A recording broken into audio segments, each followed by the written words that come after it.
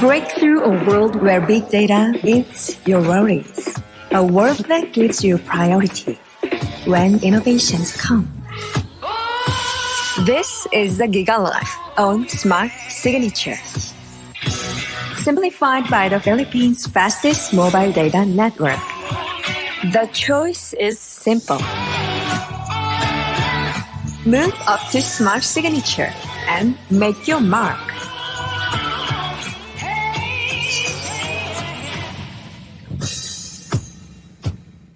How do I know it's meant to be? Simple, smart, ako. This is an eternity of basketball.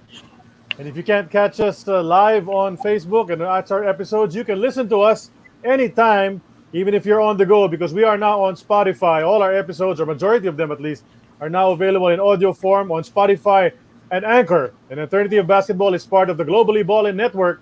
So don't fail to catch the Globally Ballin podcast, where they take a surface-level view of sports and opportunities around the world. Listen to it on Apple Podcasts, Spotify, Anchor, and more. And of course, we have others under the same network of Globally Ballin. It's called Hang Time with Cassie G. It's a show with Cassie Gormley where she talks about volleyball with guests such as Carmela Tunay, Faith Nisperov, Tim Tiamson, Charo Soriano, and more. Hindi lang volleyball yan, all about other things in that circle. Listen on Apple Podcasts, Spotify, Anchor, and more. Now let's get to it. This is episode 44 of An Eternity of Basketball. Ako po si Charlie Cuna. Kasama ko as usual, Sid Ventura and Noel Zarate, your trio here as always. At ang guest namin today, we're very privileged to have him. He's a friend of ours. He used to be with us in the PBA panel as well some years ago. Very revered coach, very respected coach, but a player back then in the PBA and for Mapua, for the national team. And, he's the only one, at one point in his PBA career, the only one who had the position of utility. Hindi siya sentro, hindi siya forward, hindi siya guard. Kahit ano, pwede siya. Versatile player during the 80s for the franchise that gained its most success as Great Taste. We have with us Coach Joel Banal, the utility player ng PBA. Coach, welcome to our show. Thank you so much. Thank you for having me. I'd like to say good evening to all the viewers. Coach, we've been talking to a lot of your contemporaries, and they do mention you from time to time because of your versatility. And of course, you took your cerebral game, something that you studied when you were a player. And then you brought it into your coaching later on in your career. We'll get to that. But we'll start from the start, as usual. No? When did you start playing? I know you have a basketball playing family. Your brothers also play. But how did you individually get interested in this sport of basketball? How old were you? Who were your influences? What inspired you to grab that ball and start dribbling and shooting it? Okay. Well, I started in Caloocan. I grew up in Caloocan. The basketball, a half court, was put up in front of our house. So, I couldn't help but there's a temptation, the invitation of the bouncing ball. For me to, when I'm sleeping, I wake up to the sound of a bouncing ball. Without probably washing my face, I go out and play. So, that's how I started. But major basketball, I started when I was 15 years old. I graduated from high school at 15, and I enrolled in a school. It's Adamson University because I was late. No, my first choice was Mapua, but I was late in the enrollment, so I enrolled in Adamson for first year and first semester. And then after that, it's like the family had a hard time financially, so I was asked if I could take a leave on my studies, and probably later on when we have money, then I can roll again. But I felt so sad. I don't want to do that. I don't want to stop. So I asked my dad if I could try out, and if I get a scholarship, would he be able to sustain me, give me money for transportation? So he said, yeah, why don't we do that? So where do you want to try out? I said, my first choice is Mapua. So at 15, I tried out. I went to the gym. I met with Coach Ike Liwanag and Amang Lopez. And because I was 15, I was 5'11". Probably they saw a potential. No? There's a lot more future. So they took me in and gave me a scholarship. So that started really my major basketball encounter. Okay. Anong year ka noon, coach? Yung when 15, anong year level ang pinasok mo when you were enrolled at Mapua? First year, like first year, yeah. Because after the first year, first sem in Adamson, parang the news was I was going to stop. So I said during that period of like sem break, I said, if I try out and I'm taken, would you allow me to continue my study? My dad said yes, of course.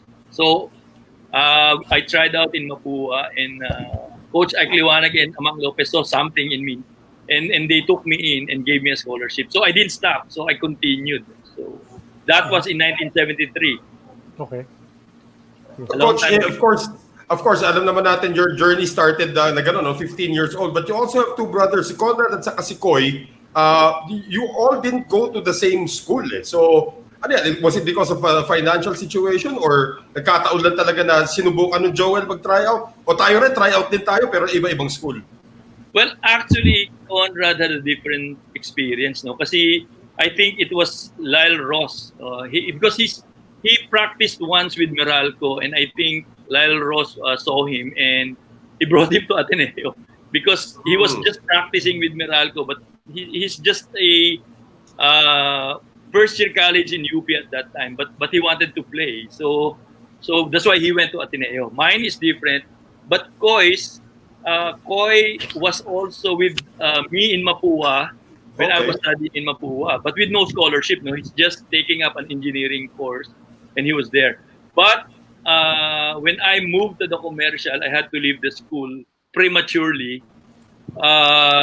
We felt that we decided to move him and transfer him to San Beda. So that's why Koy played for San Beda. Interesting. Di talaga yung sabay-sabay sa isang school, ano? Coach, but just for everyone, Sid, just to clear for everybody who might be listening and are not familiar, the brothers of Joel Banal that Noel was referring to, si Koy Banal, you probably know him. He's a coach. He also coached in the PBA and in the UAAP, NCAA as well. Si Conrad naman did not go into coaching and did not even play after college. No, I think he became a journalist, right? And then he was a writer for the Inquirer. I remember I used to read this. Puro business yan. Medyo business yung mga articles niya, di ba? So hindi rin siya, no? So just to familiarize everybody with those two gentlemen. Yeah, after Ateneo, Conrad played for a commercial team, Crispa and Concepcion Industries. He was the teammate of Mon Calma, the brother of Hector Calma, in Concepcion Industries. Their coach was Tembong Melencio. Sino pinakamatangkad sa inyo, coach? Who's the Ako. coach? Ikaw. Si Conrad was 6'2" and is 6'2". Si Koy is 5'11". He's a point guard. So different positions kami. That's why we can play together, no, in a team. Yeah, we only need 2 more guys. Kahit sino na lang kukunin namin para 5 na.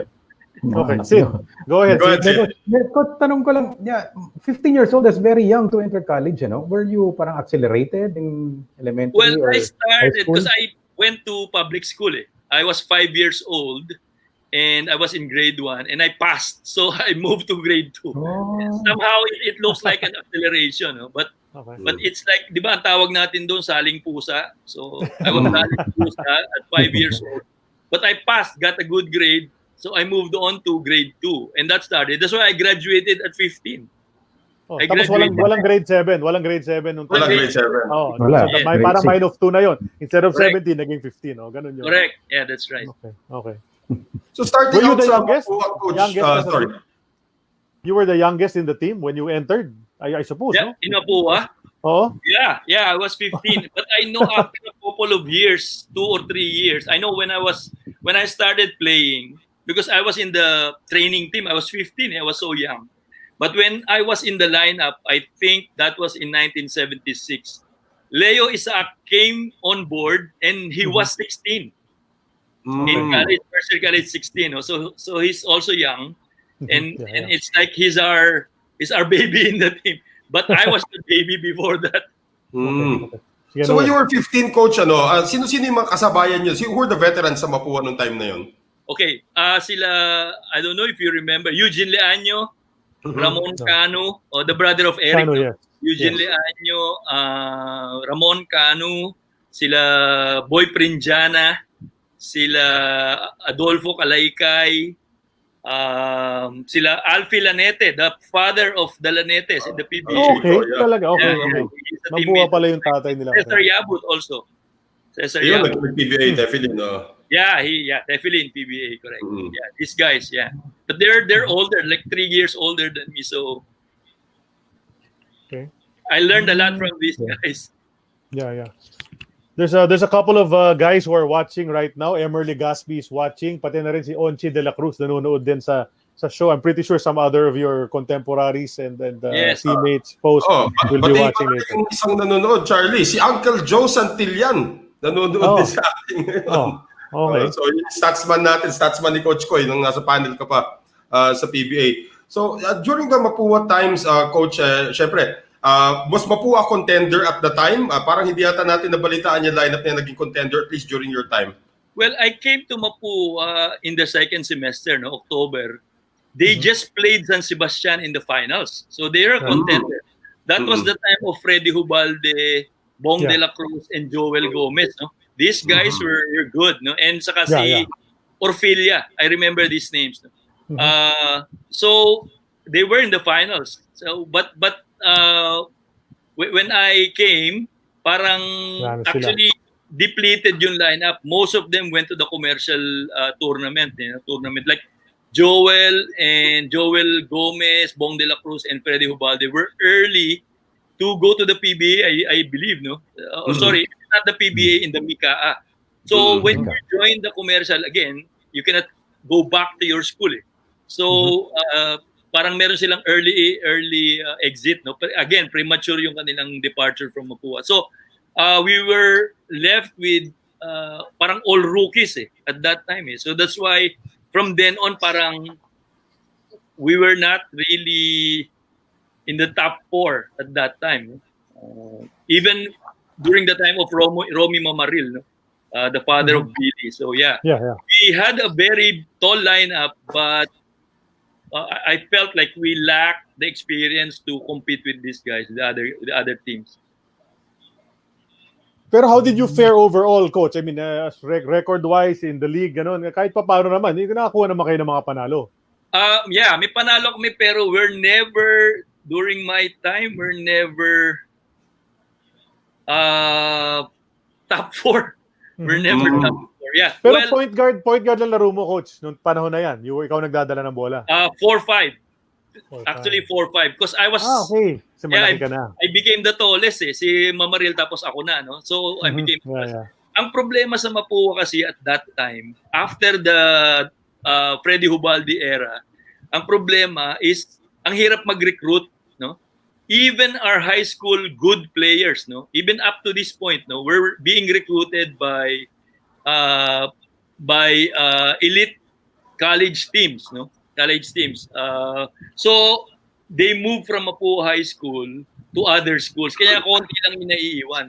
Kanya sa amin, yung Mapua at that time, parang isa-isa o dalawa-dalawa lang. Katulad during my time, me and si Titos Canet, if you remember him, si Bay Canet, we were like, parang hirap na hirap kami. The powerhouse teams were San Beda. They had like probably 12-man deep team.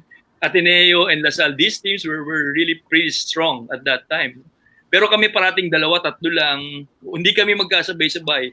But during the time of Leo Isaac, nagkasabay-sabay. Naka-form sila ng 5. Like Junel Baculi, Leo Isaac, Bong Ramos, si Juvenal, and some other guys. Yeah, that's why they won in 81. They won champion sila in 81. That's right. Bihirang magkasabay-sabay. Ang hirap mag-recruit sa Mapua, even during my time as a coach.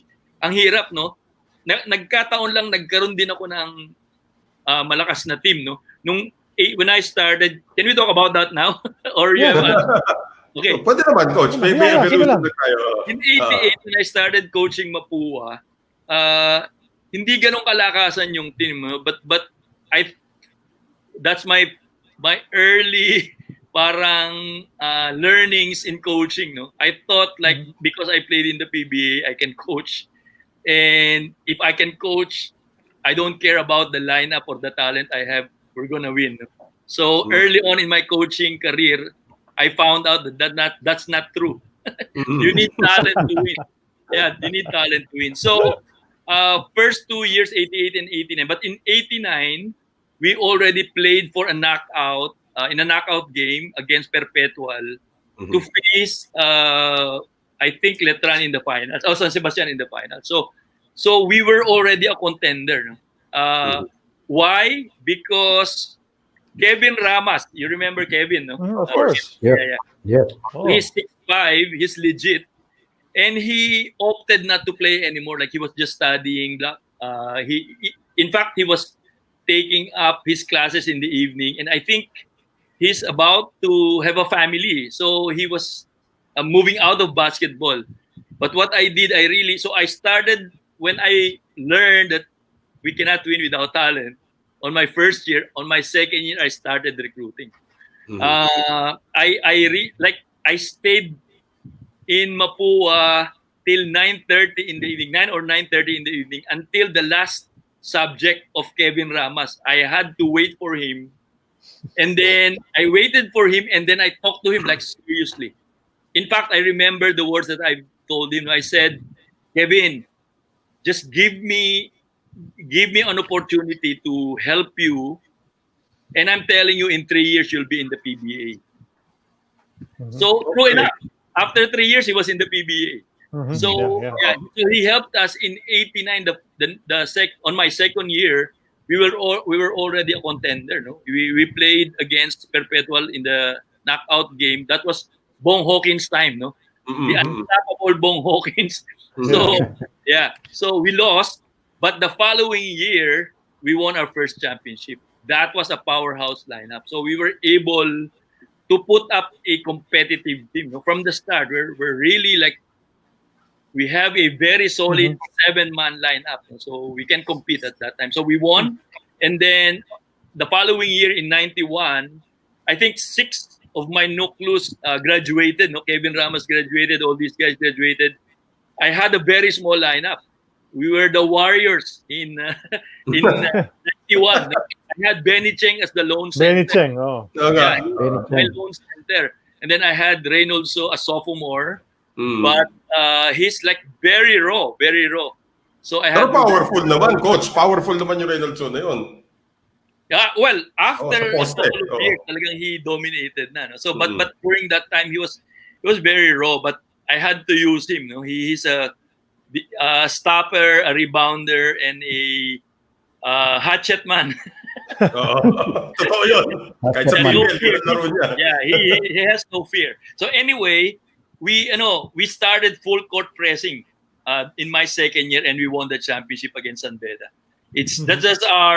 That's our main weapon, full court press.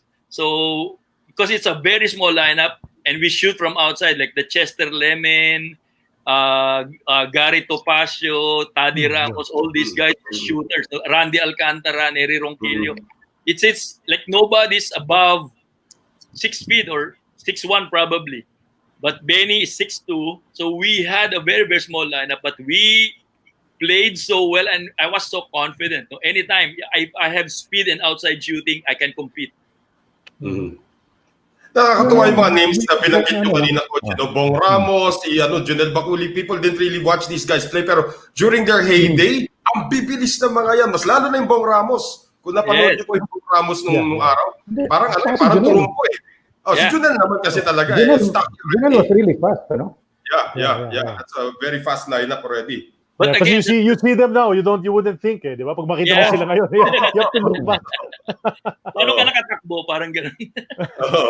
Pero yung Bong Ramos talaga, exceptional yun talaga nung araw. Yeah. So, well, that's what parang I believe in my heart as a coach, no, even up to now. If you have speed and outside shooting, you can compete. So like Bong Ramos and Junel Bacoli, they're quick players and they have outside shooting.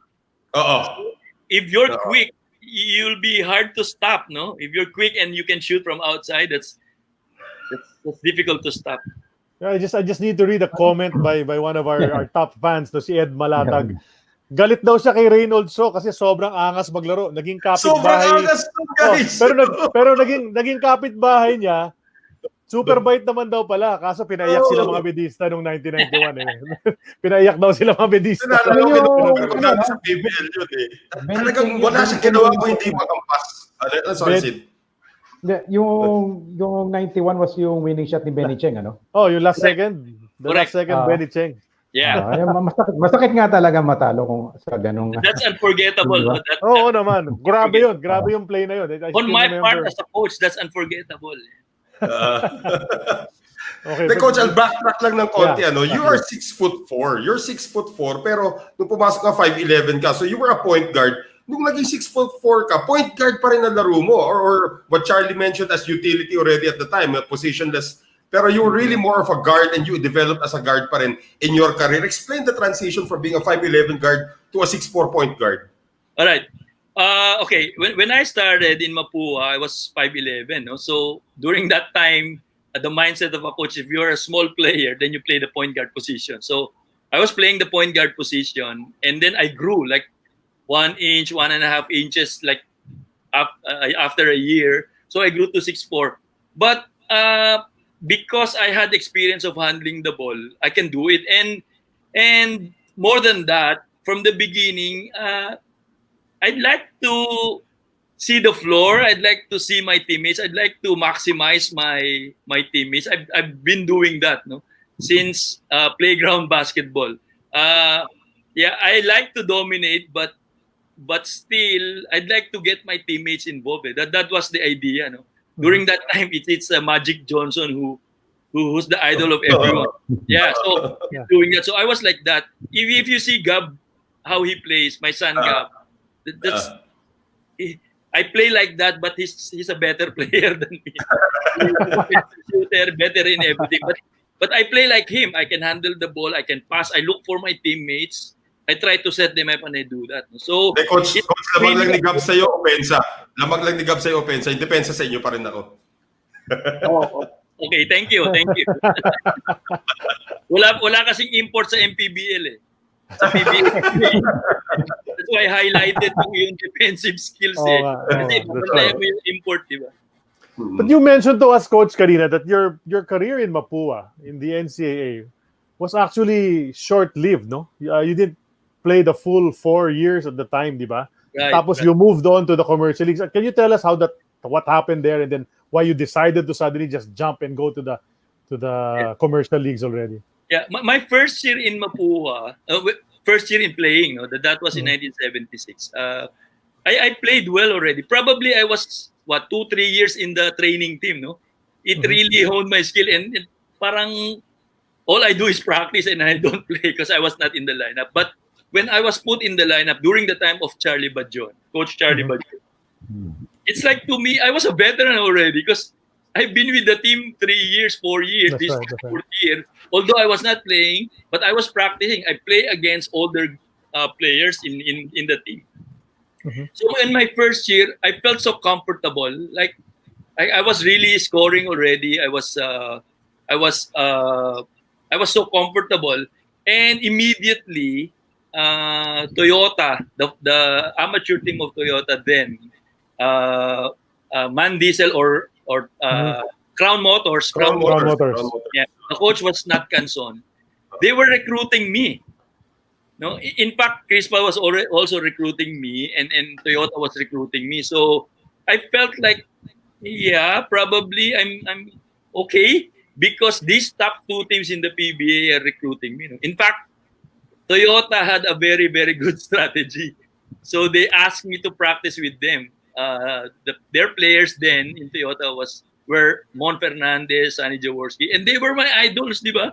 So I was 18 and I practiced with them. It's like it's so surreal, no? I couldn't believe, like, Jaworski passed the ball to me and I scored, and Juan Fernandez gave me a high five.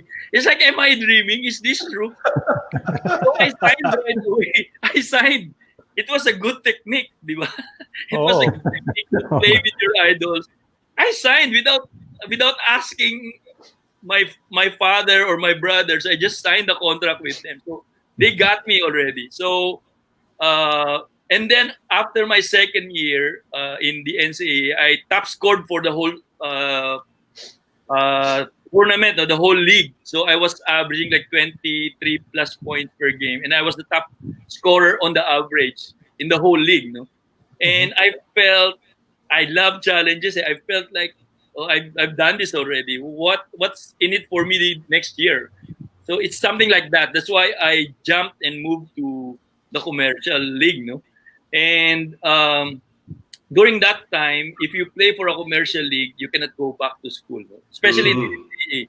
I think the UAAP adapted, like after your first year, you can already play and then come back and play for your team, school team. But in the NCAA, they were so strict, no? And I'm for it. I'm for that. Why?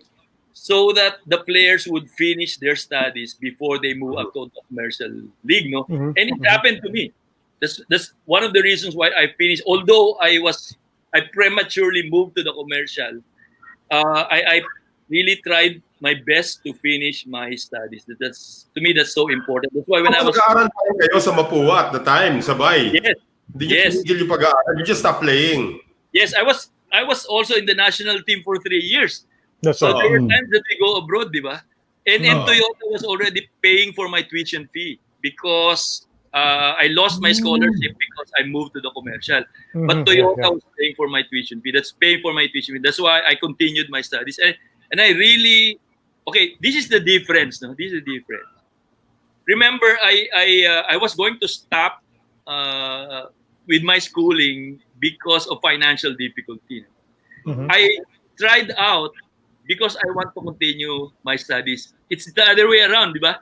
I play basketball so that I can continue my studies. A lot of players now, parang, they just study so that they can play basketball.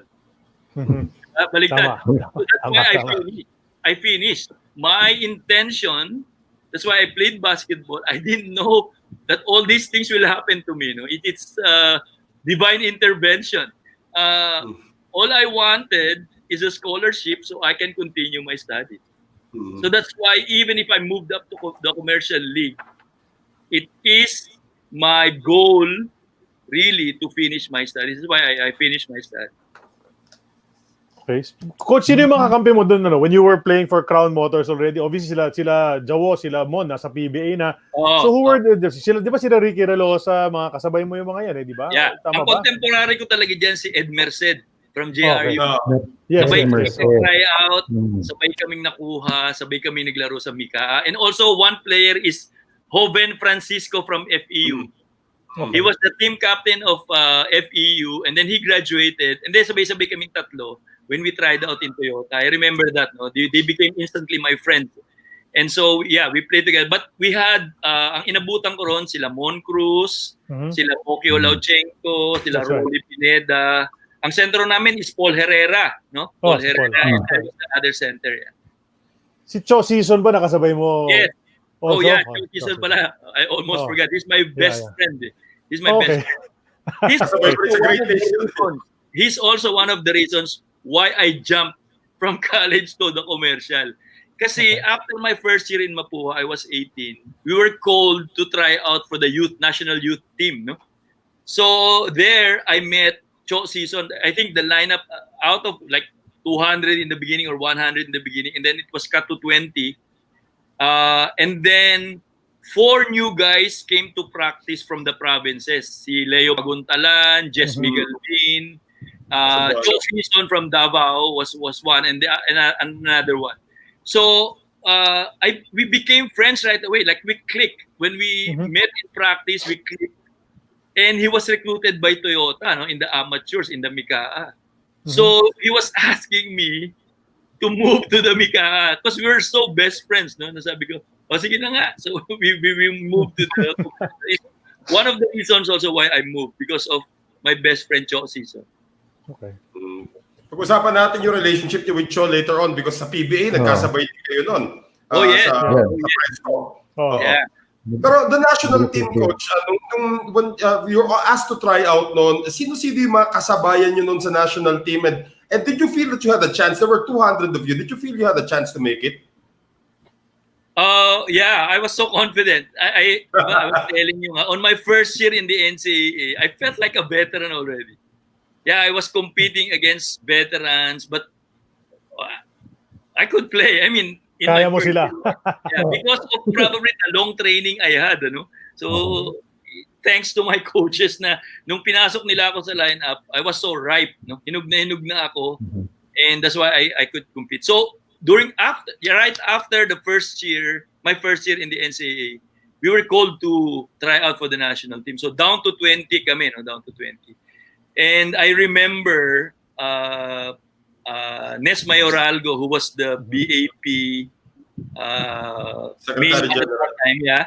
And he put me aside and talked to me. He said, Joel, sabi niya sa akin, honestly, he said this, sabi niya, Joel, you're just 18, sabi niya sa akin.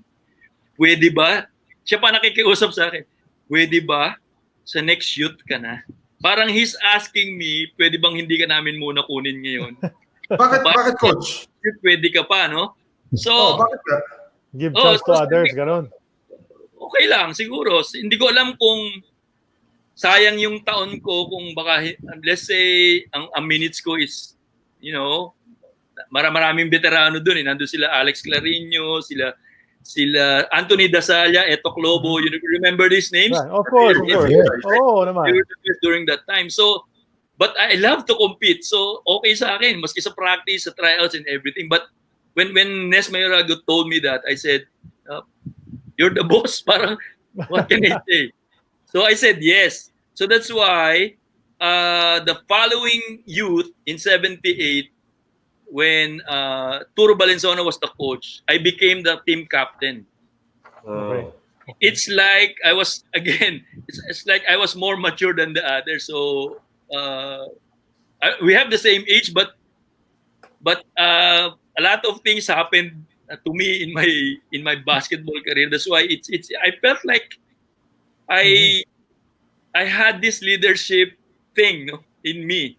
That's why Turo Valenzuela, without votation, he really appointed me as the team captain of that team. And then I went on to be a part of the next 4 national teams. So 5 national teams. Of the 5, I was team captain 4 times. And 1 co-captain. Nung nagko-captain lang ako, kasi after the youth, there was the ABC. Sorry, there was the Asian Games in 78.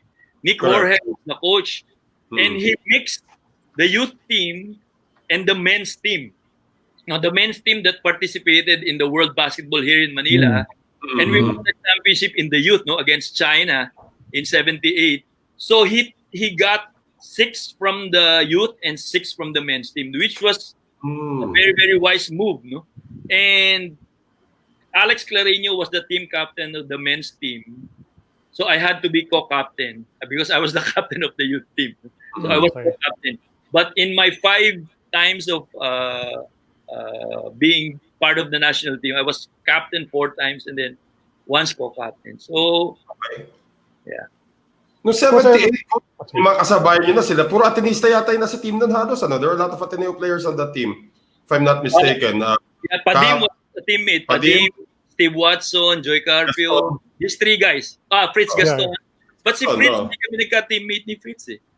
I think after men's team, hindi siya nakuha dun sa 6, no? Sila Alex Clarino, Nel Castillo, Romulo Mamaril, I forgot the others. But so I think Asian Games. Yeah, Padim Israel was in that team.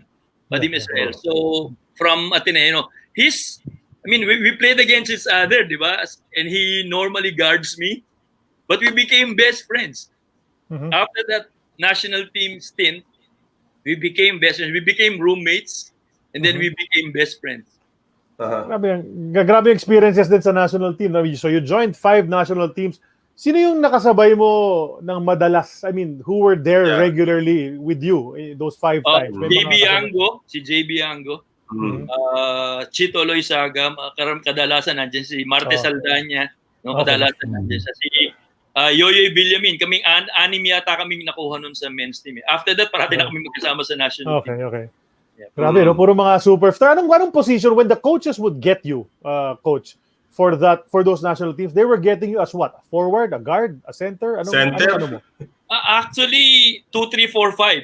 So, Okay, under coach Jorge, because ang gagaling ng point guard namin nun Marte Saldana and Moncruz. Moncruz. Moncruz. So I played 2, 3, 4, 5. 2, 3, 4. Utility talaga. That's kayo ni Padim. In fact, you were telling us before we went on air na si Padim, medyo pareho kayo na kahit anong posisyon pwede. In fact, one of our followers also said that. Although kasi kay Padim nakalagay sa PBA yearbook, forward guard. Ikaw talaga nakalagay utility. So iba yung kay Padim. Okay, pero so national teams, and then you did have success as part of the national team, no? You won. There were some tough times siguro na medyo hirap. What was the experience like for you? I mean, you obviously you got to play sometimes. There were some times siguro iba yung nagiging star player. Pero how was that whole national team experience for you? Well, honestly, like because of the PBA, parang everybody wants to go to the PBA. It is really the money league, no? So parang naging ganun tuloy yung attitude na. It is sad, but it really happened. Like we're in the national team, but our goal is our focus is really to perform here so that I can be drafted or I can get a good salary in the PBA. Parang ganon, no?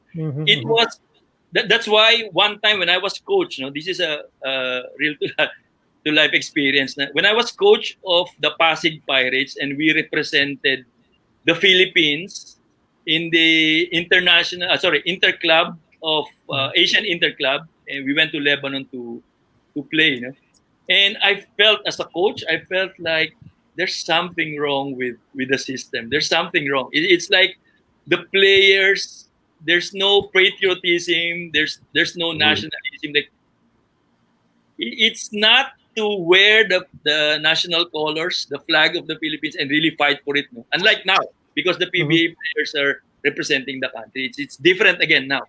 But during that time, parang nawala because of the PBA. Parang everybody's looking forward to playing in the PBA. Parang yun ang goal mo eh.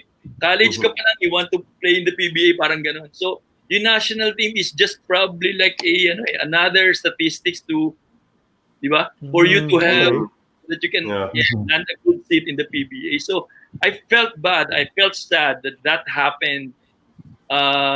During that time, during that era, it happened to the national team. I regret that. Like, there should have been someone who's really like, explaining everything to us and motivating us that is you're wearing the national colors and everything. And nobody was doing that during that time. So I felt bad. Dark era ng national team yun in 90s.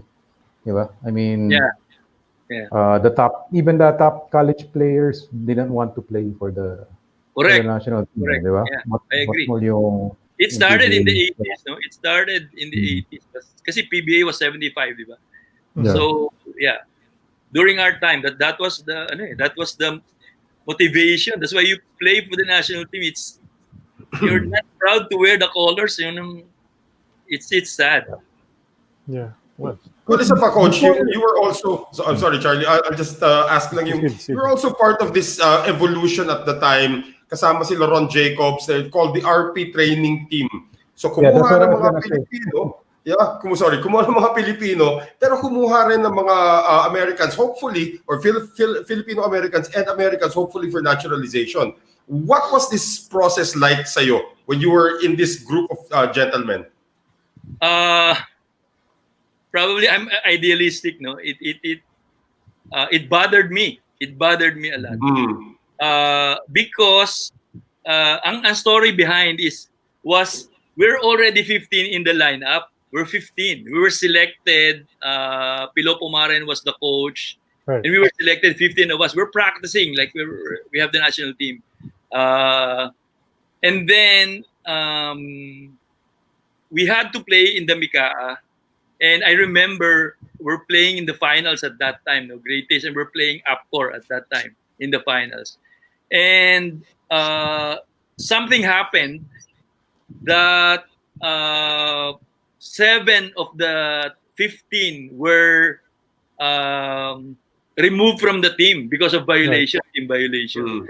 So we were practicing like 8 players for so many months, no, just 8 of us. In fact, during that time, we were practicing. Sometimes we tune up against Lasal, no, during the time of Alpi Almario, these guys, Francois Marenya.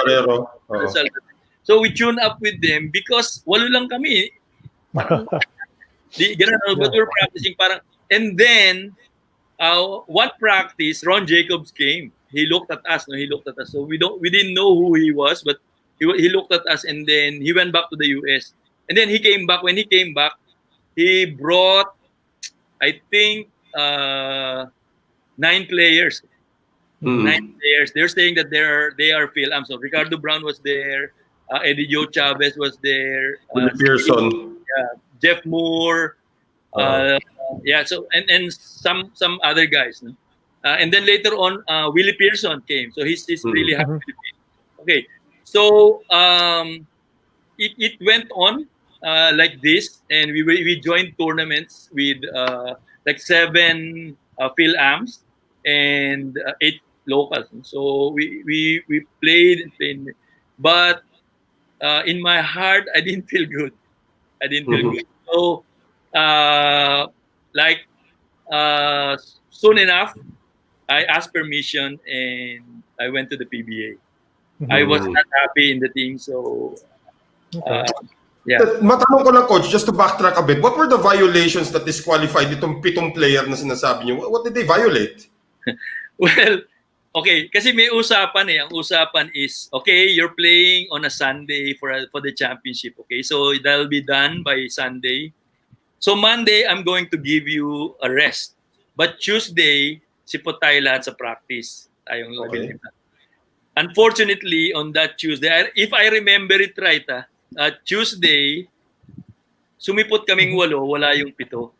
Kasi they're coming from just one team.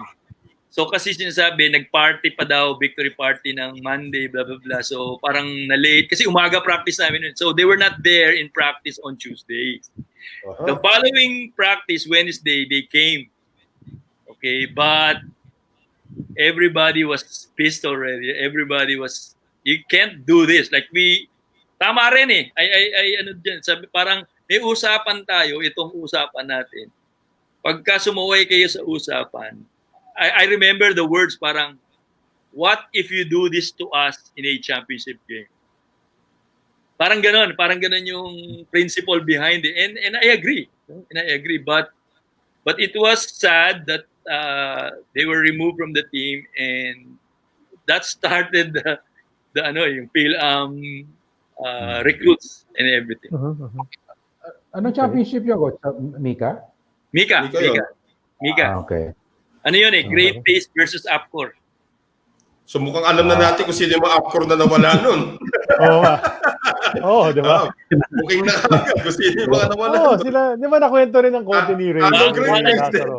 Basta ako, sabi ko yun yung natatandaan ko. Yeah, of course. Then, napansin ko yata ni parang Ray Lazaro nun when he gets there. Di ba? May version siya na ano. Gising na yun. May version ka. Hindi, Coach, at tanong ko lang, what made you uneasy doon sa pagpasok ng mga Phil-Ams na yun? The fact na may mga dayuhan na pumalit na hindi so kasi lumaki ako na siguro na maka-Pilipino, ewan ko. So it didn't feel good, really. It didn't feel right for me. I don't know, pero I was really resisting it. So, but I think, Coach, most of you did. No, we've talked to several of those who participated. JV Yango, si Ricky Relosa. And I think most of you felt that way naman na parang 'di ba, bakit nandito to mga to, 'di ba? Yeah. Except that I guess some were getting to play kahit papano more than the others, so medyo okay lang. But I think overall, even just talking about it seems like a very uncomfortable situation to be in. And I also remember kasi Coach Joel, nung nag-Jones Cup tayo, alam ko usapan yata magpapadala kalahati yung mga dala ni Coach Ron, tapos kalahati local. Ang nangyari, naging dalawa na lang ang local, naging JB Bianco and Frankie Lim na lang. Parang token na lang yung na isama sila. I mean, how did you feel about that decision? Well, that started it actually. That started it. Okay. I was a candidate to be among the two, just a candidate, no. So and I felt good, but I felt 10-2 during that time. That's why I didn't join them already in Taiwan. So after I didn't join them, and then I really applied for the PBA right away. Okay. Yeah, that's why I applied to the PBA in the middle of the season. I think before the start of the second conference during that time. Tama. Yeah, tama. That's right. That's why dito, Coach, ewan ko may kapilyido kayo dito, pangalan niya Juan. Ewan ko kung kilala niyo to. Si Juan Banal nanonood. Tapos meron isa rin dito kulit gusto magpabate, si Tati Chio. Ewan ko kilala niyo to, Tati Chio. Tati Chio, kilala ko yan. Makulit yung Juan Banal nagbubuhat pa ng sariling bangko kasi sabi niya, yung depensa raw sa mga anak niyo, Coach Joel, siya daw yung meron ng depensa. Siya nakakuha. Okay. At least, confirm. Kinonfirm ni Coach Joel kasi akala ko nagbubuhat na ng sariling bangko si Juan sa comment niya. Defensive yan. Shot blocker yan, shot blocker. Okay. Kasama natin yan. So, PBA ka na, Coach, in your first season, you were with Presto. You only played 25 games precisely because you joined them in the second conference na yata. And there were only 2 conferences, di ba? Yeah, 3 conferences. I believe 3 conferences during that time. Parang 81, di ba? Parang tinigil for the SEA Games yata or something, di ba? Parang lack of tournament. So anyway, you had pretty good numbers in your rookie year. It says here that you averaged 8.6 points per game and about couple of assists, 3 assists a game in your first. Anong laro mo? Who was your coach in your rookie year, Coach? And paano kanya ginagamit? Jimmy Mariano. Jimmy Mariano was my coach. Wow, he's my favorite coach. He was with us here last week. In fact, I'll tell you something that probably no one knows about or no one remembers. I don't know who else, but probably Mon Fernandez or Sonny George. But I was one of the rare local players in the PBA who played 48 minutes. Like I played 2 games for 48 minutes. Okay. Para import. Different positions. Okay. See, that's the advantage of playing different positions. Like you can still stay. Like Jimmy Mariano, really, like I love him so much because he loved me. So he loved me. Like parang ako lang ang kailangan niya sa loob ng court, parang ganun ang feeling ko. So I felt so important, I felt so needed, I felt so valuable. He really made me feel that way. So I really played for him the hardest. So ilan kayo coach from that national team that jumped that left that program and went to the PBA? I remember kasi 81 sinabi nyo that's Cho Season's rookie of the year. Right. Sino pa kayong sabay-sabay umakyat sa Presto? Manny Victorino. Manny, nga pala. Sumunod sa akin. And then we played together in Great Taste. Di ba? Actually, in Great Taste Amateur, magkasama na kami. Siya, ako, tsaka si Two Season. 3 kami. Discoverers. Tapos, we played together in the PBA. Manny Victorino is a best friend of mine also. But how did you end up with Presto franchise, Coach Joel, considering Crown Motors yung background mo, kaibigan mo sila? Paano nangyari yun? Alright. Because of the national team, kasi parang there was a prohibition that a mother team cannot just bring you up to the PBA. So that's the main reason why the PBA teams had amateur teams. They call them farm teams, di ba? Yeah. So they'll recruit you there and then bring you up to the PBA. For example, si Paul Herrera was playing for Crown Motors, and then he moved out to the PBA. Okay. Ed Merced was playing for Crown Motors, and then he moved out to the PBA. Like Romy Mamaril was playing for Crispa in the amateurs, and he was moved up to the PBA. So ganon. But after parang we need to make the national team players stay. So parang there was a prohibition to move them up. No? So that's why most of the amateur teams, these PBA teams, disbanded their amateur teams. Kasi useless di ba? Bakit pa ako magpa-farm team kung hindi ko maiakyat, di ba? At that time kasi wala pang draft So ano yan, straight up. So anyway, so yung Crown Motors, yung Toyota farm team, disbanded. So during that time when it disbanded, that was a problem for me in Cho season because 5 teams were trying to get us during that time. So and then we eventually signed with Great Taste. Okay. Sa Mika yun. Great Taste sa Mika. But ang ano nun is going to the PBA actually. Parang we were given incentives to go to the PBA. Just play for the amateurs and then move up to the PBA. So we know that. We know that's our destination. That's why we signed with Great Taste. And we saw, like, we analyzed it. We said, oh, Great Taste, it's an upcoming team. We can be the ones to really make it win. So that was the challenge for me in Cho season. So that's why I'll use a term. Wala bang ibang team na sinubukan kayo i-pirate? Hindi, 5 teams nga yung kumukuha sa amin. Pero hindi yung, kunyari, may offer ng Great Taste. Are they trying to outbid Great Taste? Actually, Great Taste was the last one to outbid everyone. Oh, yun. Okay. Yeah. Hindi siya ang pinakamayaman nung time na yun. Tingnan mo yung ginawa nila kay Manny Paner. Ginawa nila highest paid nila, di ba? It started with Manny Paner, and then they finally realized that we can't win and we don't want to be seller-dweller all the time. So parang gano'n, parating nasa kulela. Pero they finally decided, I think headed by Mr. Gotao. The late Mr. Gotao. He's my ninong. He passed on already. And he decided to beef up the team, really recruit and be competitive, and that started the dynasty for Great Taste.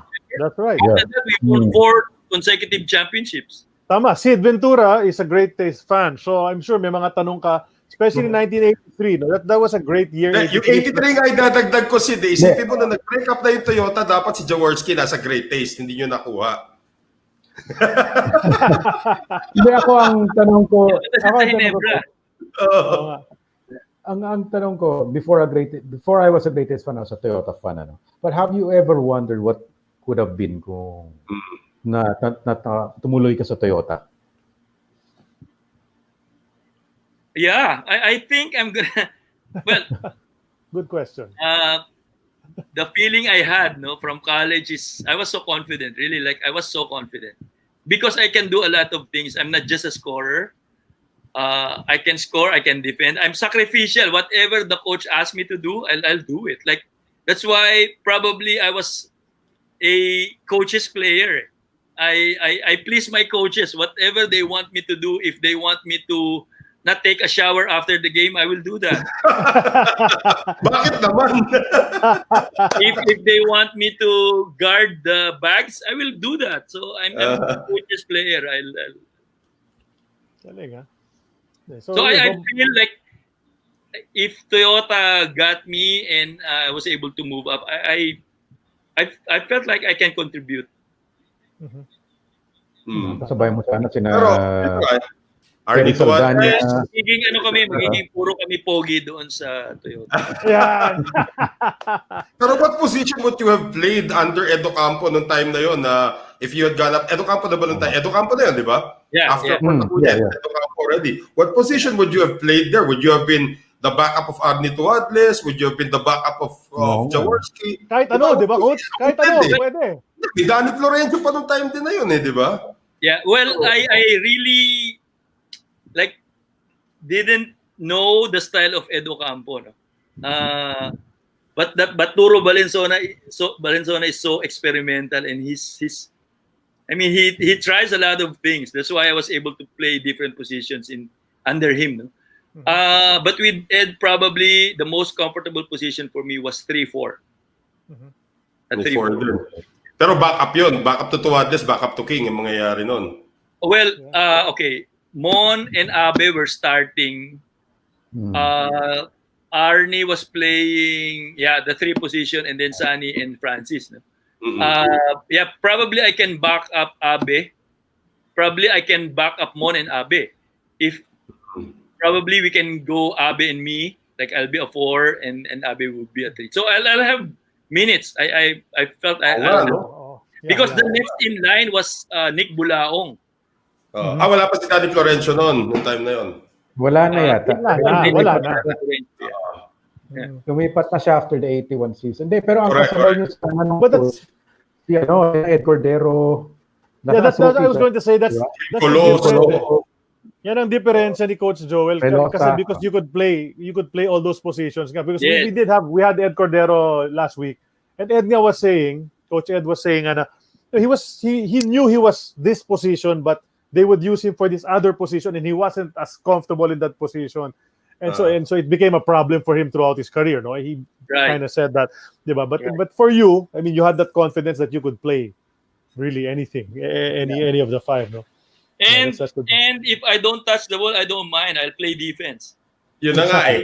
I'll rebound and play defense. No worry. Yeah. There's always a way to help, di ba? Yeah. Player ka eh, di ba? Pwede. Kahit mag-cheer ka sa bench. It's for the team. So probably I'm more of a team player. Yeah. Inisip ko nga kasi Coach Joel natuloy sa Toyota, kung hindi pa uso 6 Man of the Year award, nagkaroon na ng 6 Man of the Year award nun. Baka pwede. Because you can different positions, di ba? Yeah, I would love that. Coming off the bench. Yeah. Pero kung Chris, di ba yung Chris pa also gave you an offer nung nasa Mika rin kayo, nagulangan lang sila ng Toyota. Can you put yourself naman in this? That was a very sad story. 3 times Crispa was trying to get me. 3 times.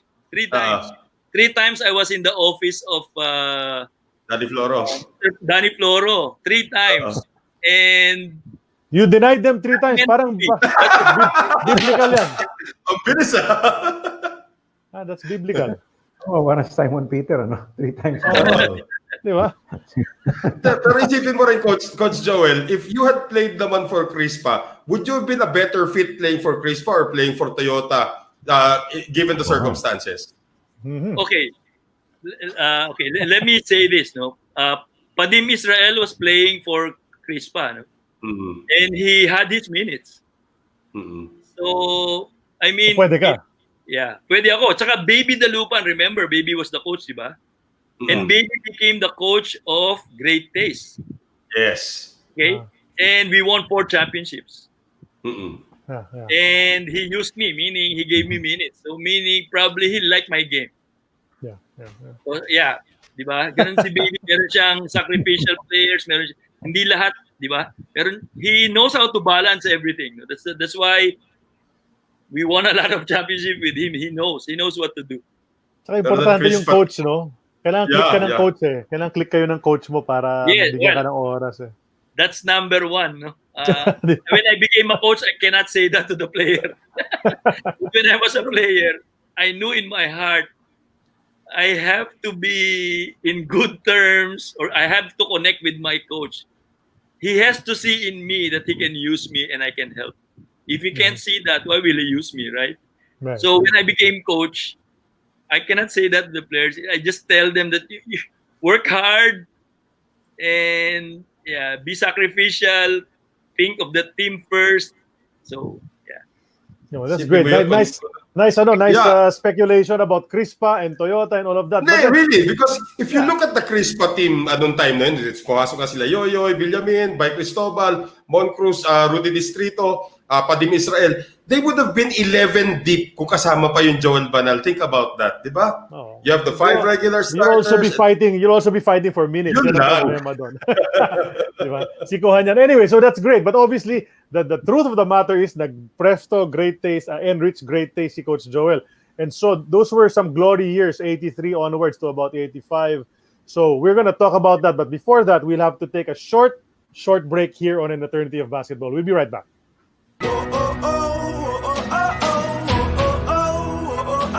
Walang imposible, sige lang simple. Abot mo ang unang simple. Malapit malayo, sama-sama tayo. Hanggang sa dulo, ano man ang pagsubok, di susuko. Alam kong kaya mo. Sige lang simple, sige lang simple. Walang imposible.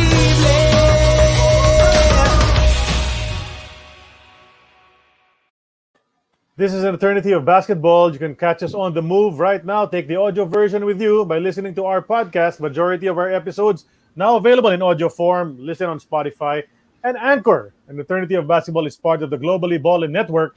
And don't forget to catch the Globally Ballin podcast, a show where they take a surface-level view of sports and opportunities around the world. Now releasing video shows on our YouTube page, Globally Ballin, and of course listening to them on Apple Podcasts, Spotify, Anchor, and more. And don't also miss Hang Time with Cassie G, a podcast with Cassie Gormley, where she's joined by key figures in the world of volleyball. So, mga who's who yan sa volleyball world, listen to them on Apple, Spotify, and the rest of those platforms as well. So we're right back here on An Eternity of Basketball, episode 44, of course, with Coach Joel Banal. And we're gonna get into the nice part, the meaty part of the PBA career ni Coach Joel Banal. Kasi ang ganda na nung Mapua, the national team, then early years under Coach Jimmy Mariano.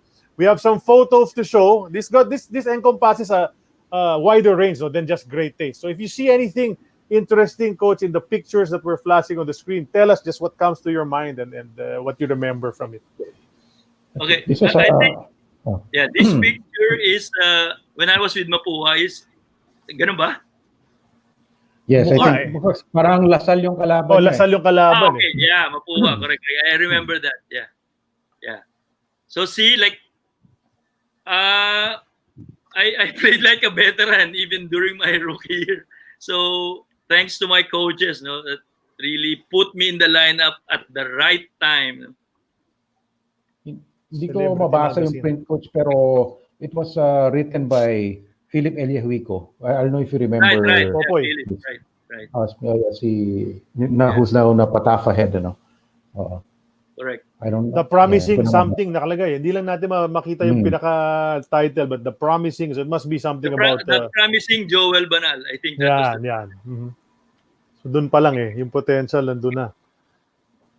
Okay, sino kaya yung kalaban? I think these Lasal players were Jay Lucido and Kenneth Yap. Okay. Okay. Ito yung dalawang big man ng Lasal noon. They became Jay Lucido became my teammate in the national team, RPU team. Mm-hmm. Yeah. But speaking of mga national team, may nanonood din sa atin na si Chuck Barrero is also watching the show right now. My contemporary. He played for San Beda and we became friends also, good friends. Mm-hmm. Yeah. Okay. Ito mga good friends mo. Mukha kayong triplets dito. I think Ray Lazaro and Joey Marquez. Right? Yes. Ray Lazaro and Joey Marquez. This was taken probably on our way to Brazil. This was the first World Youth. Because we won the championship in Asia, we beat China in 78. The first World Youth in 79 organized, we represented Asia. No? So we went to Brazil to play. Nakakatawa nga. Before this photo came up, si paring Ray Lazaro just sent me the same photo right now sa Messenger.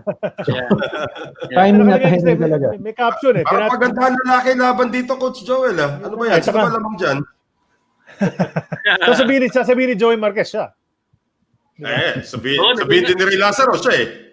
Diba? Joey Marquez kasi naging artista siya eh. Hindi, pero ito nakalagay dyan. Tinatanggap ni Joel Banal, team captain ng Philippines, ang championship trophy mula kay Lito Puyat, Pangulo ng FIBA at ng BAP. what's that say? Na pagiging kampiyon ng Pilipinas sa ABC Youth Basketball Team nang talunin ang China. 83-62. Tambak yan, tambak. Alright, okay, this was in Araneta Coliseum when we won the championship. Now, let me share a bit of this experience. Yeah, please. Okay, when we won the championship, I was the team captain. No? During that time, nowadays, all the players will line up in the podium. They will move up to the podium and receive individual medals and individual flowers, di ba? Sa international competition. But during that time, only the captains will go up, no? So the third place finisher was called up. I think Iraq was the third place, and then China was second place, and then the Philippines was called. And I stood on the podium, like raising the trophy, and like the following day, all the morning dailies, my picture was there. It was like again a surreal moment in my life. That how can this happen? Like suddenly, I'm this and in front of in the front page of the newspapers. No, God is so good. God is so good, and He has blessed me so much. Like these experiences rarely happen to a basketball player, and it happened to me. I'm so happy and I'm so blessed that these things happen. So the national anthem was being played, and I was raising the trophy in front of the crowd in Araneta Coliseum, and I was trembling, like I couldn't believe it. Like, up to now, I can still feel it. No, I can still feel it. We won the championship. We're number 1 in Asia, and all the Filipinos we made everyone proud. Oo, galing. Galing ng feeling na yun, sigurado, coach. Pag RP team. Nakalagay sa t-shirt na, we are number 1. Ito, yung RP training team na binabanggit natin kanina, coach. There you are beside Willie Pearson on the front. Yes. Yeah. Ano si Juan Banal eh. Yun nga. One na one eh. Yeah. These were the 8 locals, di ba? Si Bokyo Lauchenko, myself, JB Yango, Itoy in front. Itoy, Frankie, JB. Itoy, and Ed Cordero, si Frankie Lim, So 8 of us. Ricky Relosa. Wala si ano dito no? Ed Cordero sa picture na to no? Wala siya dyan. Wala siya dyan. Because every day, like in practice for 6 months, the 8 of us were practicing, no? Kaya naging close kami, sobrang magkakaibigan kami. Frankie, and Itoy Esguerra, and Ed Cordero, JB Yango, Ricky Relosa, Manny Victorino. Naging close kami, Bokyo Lauchenko. Sobrang close kami. Tapos eventually, magkakasama kayo lahat sa PBA. Coach, tanong ko lang, may konting controversy din with this team. I think there was like a power struggle between the coaches. It's been elaborated before. What's your take on that? What do you mean? Yung parang si Coach Ron and the other American coach, his name escapes me right now. Parang may konti silang hindi pagkakasundo sa team, and it sort of led to parang falling out between them. Di ko alam kung ano where kayo doon. Yeah, I think after a while the assistant coach was not there anymore. No? It was Ron and then the local Coach Pilo, Coach Keiko Kalilan, were the assistant coaches. I don't know about the falling out, but okay. But well, I never felt that. No, Ron was in charge in every practice, but I think the other coach was a defensive coach. I remember him teaching zones, different kinds of zones. So that's probably it. But I never felt that there was something going on among the coaches. Okay.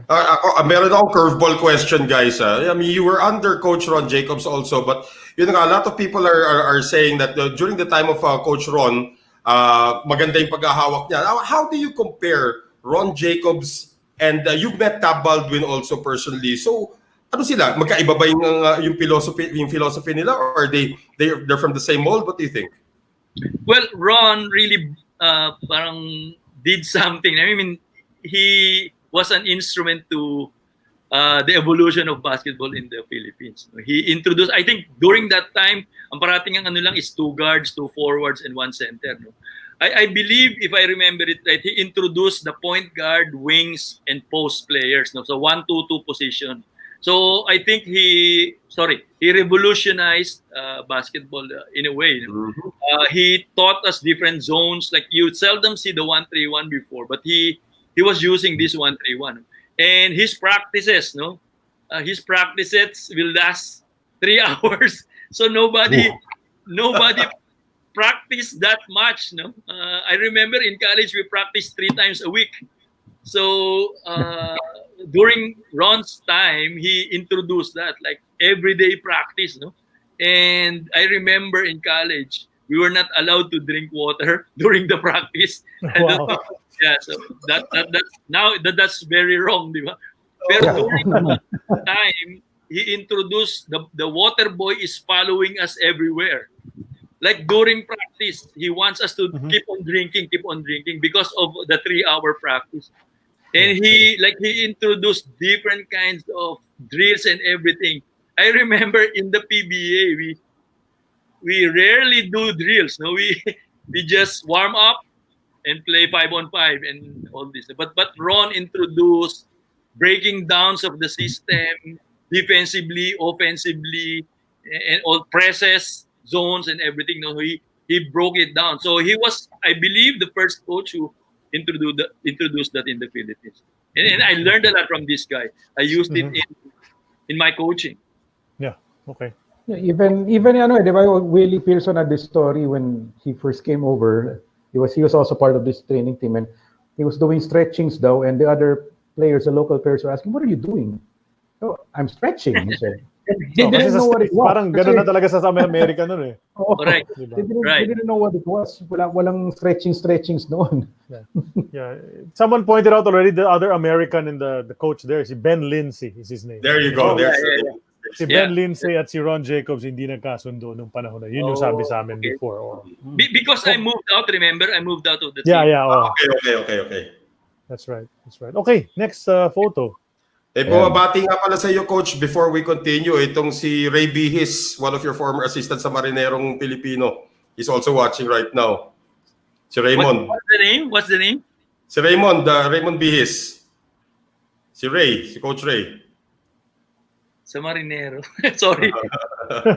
Anyway, binabati lang kayo. 3 big men from Mika's Big 3. That's JB Yango. Si Gary Vargas ba yan? Sa gitna? Yes, that's Gary Vargas. And Joel Banal. Yeah. Yung tatlo. Ito yung one na mukha. Di ba? Yung kuha ni Coach Joel dito. Diba? Dapat balbas sarado kasi para talagang iyan na yun. Pero iba talaga. Gary Vargas played for Apcor, JB played for Eco, and I played for Mandisel, the Toyota team. I'd love to read this article. I want to see what they wrote about. But Gary Vargas, when he joined the PBA, he wasn't a big wingman na siya. Wingman na siya. Dos tres. Oh, that's right. He's a leaper actually. He's a leaper, no? He can fly. Before Gary Vargas was already flying. Sa coach yung jump shot ni Gary Vargas, ang hirap sabay yan, taas tumalon eh. Correct. Mga 3 feet in the air yan, pagtitira yan, si Gary Vargas. Well, si Gary, we won the championship in 78 in Manila, right? And then the following year, we're going to Brazil. He was the only player who was not a member of the 78 championship team. He was brought in, added to the team because he's so good. Because he was so good. I mean, you can't let that pass. He's so good. You don't have a picture of... Sorry, I have to mention this. So Ray Lazaro and myself were the only 2 amateur teams that were... amateur players that were included in the Super Games, if you remember Super Games. Yeah. We've talked about it with several of our guests. It's like an Olympics of the artista, di ba? The celebrities. And most of them are movie idols, and some PBA players like Juan Fernandez was there, Abed Gidab, and all these Philip Cesar, all these. We're the only 2 amateur players that were included in the Super Games. I don't know why. Baka artistahin, coach. Ganun lang yun. Yeah. Artistahin. Hindi ko tinuloy. Naalala ko, kinikwento ni Mon Fernandez, doon daw niya na-pull yung hamstring niya. Kakalaro na sa Super Games. Alam mo, that's the first time I ran like 200 200-meter relay. Like, we ran short sprints in basketball, and that's a 200-meter full sprint. Yeah, dami na natin guest din na. Dami na natin guest din na pa Super Games. Freddy Weber, Yoyo Martirez, Manny Paner, lahat sila. Dumaan na niya. Kasama sila doon. PBA. Okay. Let's see the next. Ito na. Great taste na nga ito. Kailangan pag-usapan na natin itong great taste. Kasi ano Sa'yo na, Sid. Sa'yo na. Diba? Andyan na yung mga letter B eh. 84. 5 fish and 5 fish. Sabi nila, the letter B's, di ba? Si Brown, si Boggs, si Baby, at si Victorino. At si Black, kasi Norman Black rin, di ba? Diba? Then Banal. Di ba? Banal. Si Arnie lang yung walang B. What was it like playing with this group of people? Of course, you met Ricardo Brown already before nung kasama mo nga sa RP training team. So, what was your impression of Ricardo Brown? Tapos nagkasama ulit kayo sa Great Taste. Alright. I'll tell you another story. Okay. After the national team, Ricardo went back to the US, diba? So he came back. He was recruited, but I won't say the team. No, he was being recruited by a team, and I found out that he's here. Okay, that he's here. He's booked in a hotel, and then we were building up Great Taste, diba? Even when I was a player, I know I can see a talent. No? So that's why I used that when I became a coach. And we know what we needed was a point guard, okay, to win, like in Great Taste to win. And Mr. Gotao and I, he called me to his office and he said, "What else do we need in the team?" Blah blah blah. Because during our first stint, no, in the PBA, we placed third kagad. We placed third. No, me, Cho Season, and Manny Victorino, we placed third. So ginanahan yung management, parang it's a good feeling when you're winning, no, you're not down there, no, you're winning. So anyway, so this started really like, let's build some more. So somebody found out, told us that Ricardo Brown was in town. So I asked Mr. Gotao, let's recruit him. You want me to recruit him? He said, yeah, let's go. So I went, if I remember it right, I went to his hotel, pulled him out of the hotel and brought him to Mr. Gotao's office. And we got him, we signed him. Mm-hmm. And we won 4 championships with Ricardo. Grabe naman yung laro talaga ni Ricardo. That's a story na only a few people know. Actually, nireveal na ata ni Ricardo yun eh. Yung team eh. Okay. In a Facebook post. He was brought in by another team. But we managed to ikaw yung him. Yeah. Well, that's yung recruiter. The catalyst must have been your relationship with Ricardo Brown nung nasa RP training team pa kayo. Oh yeah. We're pretty close. In fact, like sometime probably like 8-9 years ago, I was in the US and I found out that Ricardo was a principal of a middle school team. Okay?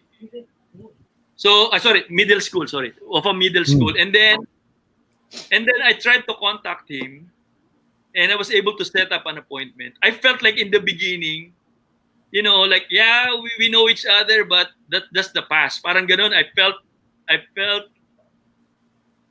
it's not going to be a warm meeting and this and that. So this is what I feel. Yeah. And then I went to the school and he had a meeting. I had to wait. So again, I felt like probably not a good idea. But when he came out, like he was so excited and so happy to see me. Like he toured me in the school, showed me everyone, and even a Filipino who's the conductor of their band or something like that. So I felt so good. Like, was a warm meeting. After all, I thought, like we haven't seen each other for like 15 years or 20 years, but when we saw each other, it was so fun. It was so, I was so happy, and he was so happy. So, Iba may pinagsamahan, coach, ano? Talaga. Kahit tagline ng ibang team yun. We lost twice to Crispa. We lost twice to Crispa in the finals in 83. Yeah. And then we started winning in 84, 85. Four consecutive championships in 84 together. So it is we're together through pains and defeats and victories. So yeah. Coach. Well, speaking of Ricardo, he sent me this message this morning and asked me to relay it to you. He sent me a private message. So ito yun, we were eliminated from the All-Filipino, the first conference in 1984, and we said, no way, we cannot accept this. We held a players-only meeting at a pizza joint in Cubao. Malamang Shakey's ito. Hindi, Pizza Hut yan, owned by the... Pizza Inn. Meron na. Owned by CFC. Owned by RP. Okay. Life changed shortly thereafter for GTC, 4 straight championships. Joel was my backcourt partner. We made the climb together when others were beginning to doubt us. Yeah, he's special to me on and off the court. Sunday evening daw yun, when you were not playing, he changed our franchise, and that's when I was told I was selected by the players to be the captain ball. Yeah, RB23 was born that night. That's the message he wanted me to share to you, Coach Joel. We had good times together. This guy showed me what dedication means. He runs in the middle of the day, noontime. He runs outside, no. So he's so dedicated. This guy is so dedicated. So I got a little from him, and I brought it when I was coaching. Dedication and sacrifice. This guy is really. I remember the times we had together. It was fun. And he's one heck of a basketball player too, di ba?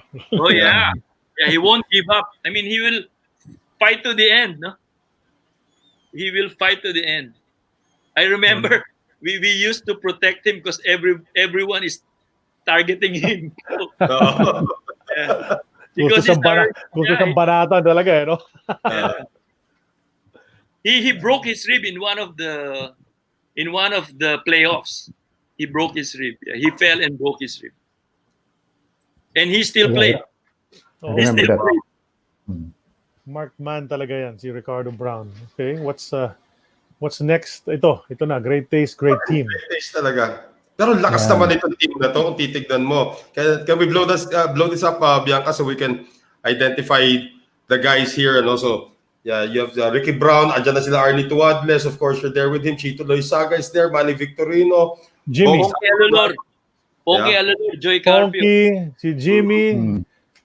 Tapos sino yung sa kanan sa likod? Yung parang Vicente. Okay. Si Enteng Vicente. And then the one in front of him is yung sa gitna ni Frankie. Si Woodrow Balani. Woodrow Balani. Oh, okay. Woodrow Balani. Talagang two starting fives ito. Two starting fives. That's true.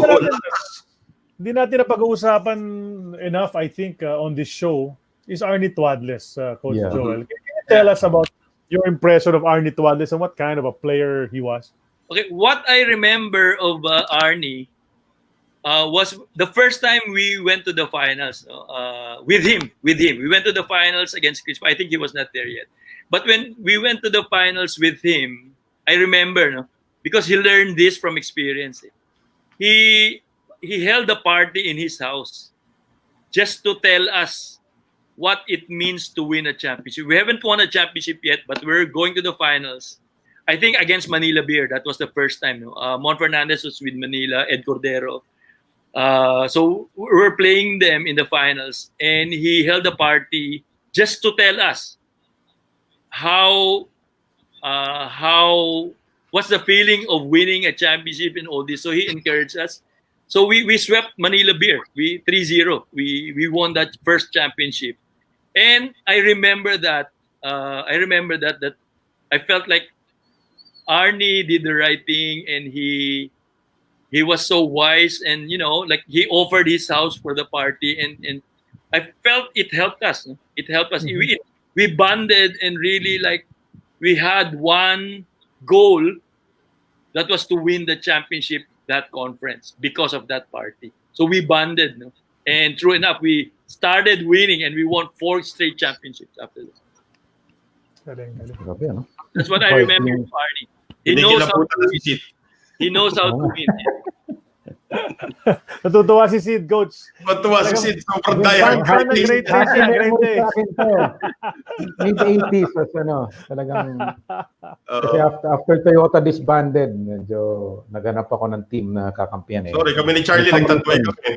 Ako torn between Toyota and Crispa. Nasa gitna ako. Why?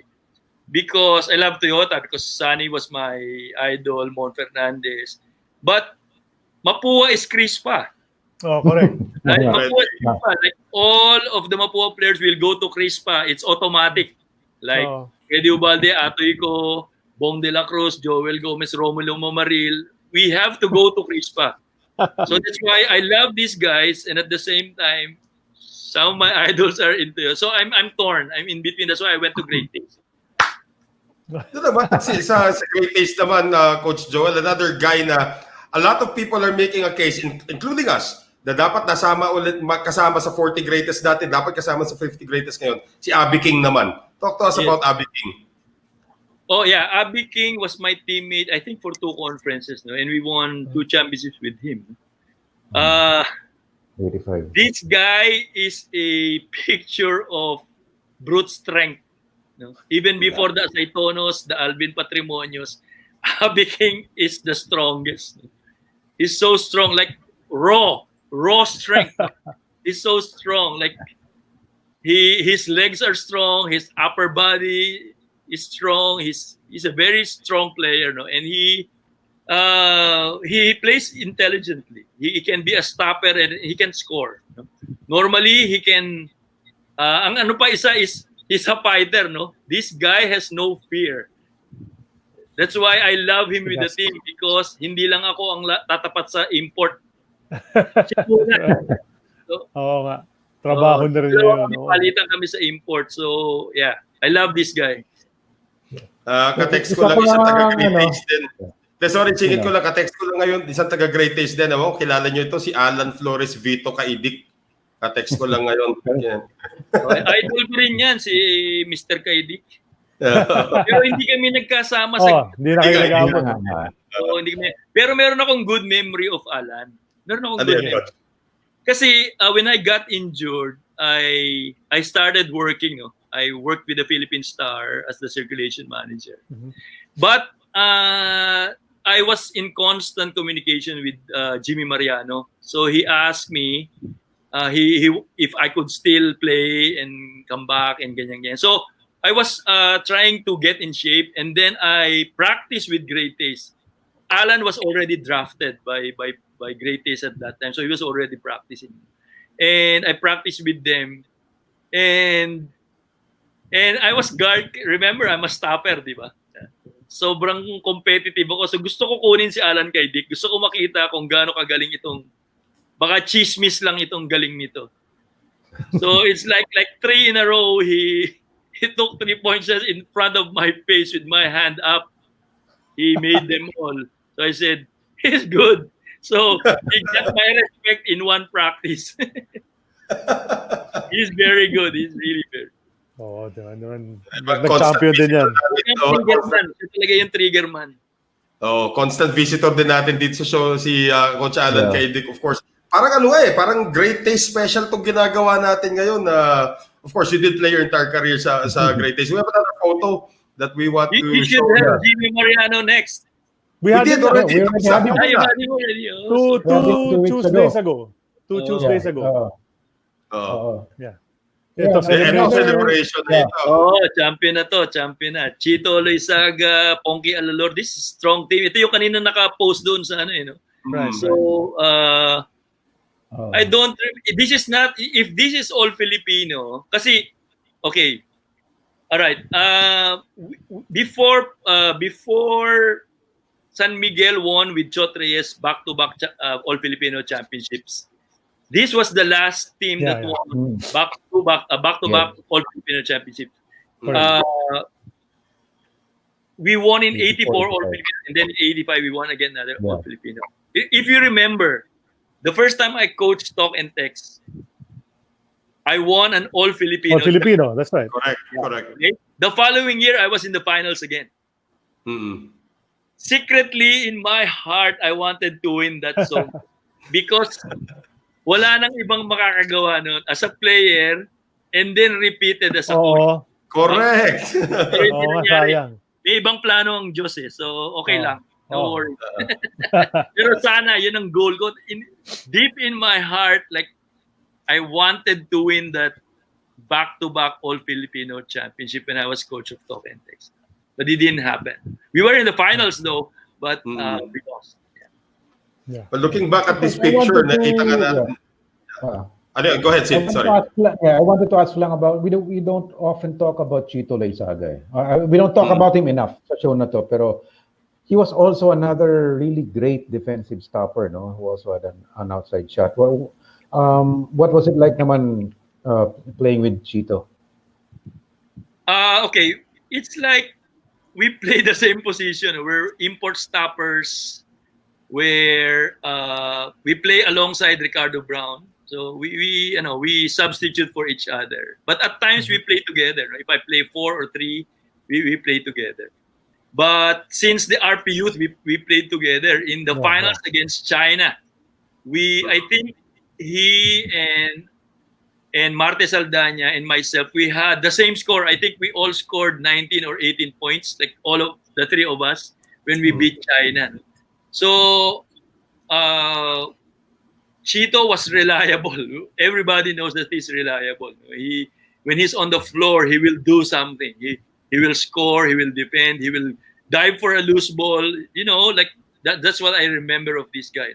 And after that, we used to see each other, because we became, again, this RP Youth team, 78, is the same team that went to Brazil in 79. So that's practically, we were together for 2 years.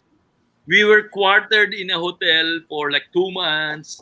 We practicing it. So we were together practically for 2 years. That's why this team is so close. Ray Lazaro, Gary Vargas, Hector Calma, Marte Saldaña, Yoyoy Villamin, Manny Victorino.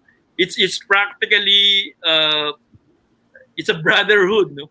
That's why even after basketball, we still see each other. Like the feeling is still there. Like when I see Tito, it's so warm because we were together for 2 years.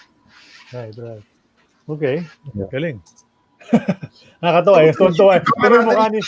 I think i-bring up ko lang dito, Charlie Sid, yung camaraderie nyo sa Great Taste must have been on another level also. Not only on the basketball court, pero also outside. Parang, looking at this picture, parang kayong magkakabarkada talaga eh. Even off the court talaga, I'm sure your camaraderie was solid. Yeah. Well, I say this, no? Like, sometimes talent can win you a championship, or probably sometimes good coaching can give you a championship, or probably from management, good motivation, one-time good motivation can win you a championship. But chemistry will win you 4 championships. Chemistry will dominate. No? Just like what happened to us in Alaska. There's so much chemistry that the team dominated for a long time. So. Right. Because if there's no chemistry after a championship, it will break down. Egos, blah blah blah. So it could break down. But if there is a good chemistry, it can hold on. It can little things can be forgotten and all this. So good chemistry will keep you going. So you'll win more championships. Somebody pointed out great taste talaga pa sa All Filipino. Malakas. One of our viewers, Lohan Chay, 84, 85, 87, 90. Wow. All Filipino. All Filipino That's right. championships ng franchise na yun. Diba? Right. So, Well, it's really there to... sila kay Dick sa All Filipino talagang Oo. champion yun. Yeah. Okay, And what's after next? that, Pure Foods with Alvin and Jerry, like dominated in an All Filipino conference always. May Jolas pa sila dati, nagsimula sila. Correct. At marami silang runner-up doon kasi malakas talaga sila eh. Yeah, I Kahit think nung bata sila. if I remember it right, our import conferences that we won championships, one was when we had Joe Binion. Joe Binion, And the other one was when we had Jeff Collins. Jeff Collins. Against Crispa. We won the championship. Right. Yeah, I remember that. Look at our next photo, Biancs. Ano ba susunod? Well, Iba na to. Coach na eh. Ano na to? TNT na to. Coach Joel Banal na to eh. Talk in text ba to? Oo. Yeah. Yeah, okay. Right. So, yeah, okay. Frankie's there. Si Coach Arik. Coach Ariel Vanguardia. Oo. Are you sure? Ay, RC. Hindi, ano ba yan? Hindi, ano to? Ateneo siguro to. Ateneo. Ateneo siguro. Okay. Coach Arik is there. Manny Pangilinan, Cecilio Pedro, kung nandiyan si Cecilio Pedro. This Coach Arik eh. Pero nandiyan si Coach Arik kasi Coach Frankie eh. Coach si Frankie, di ba? But wasn't Nasa Frankie likod with si Ariel Vanguardia. Okay. TNT yan. Yeah, Talking text yan. This is talking text. Pero tanong ko lang, Coach, you were injured, no?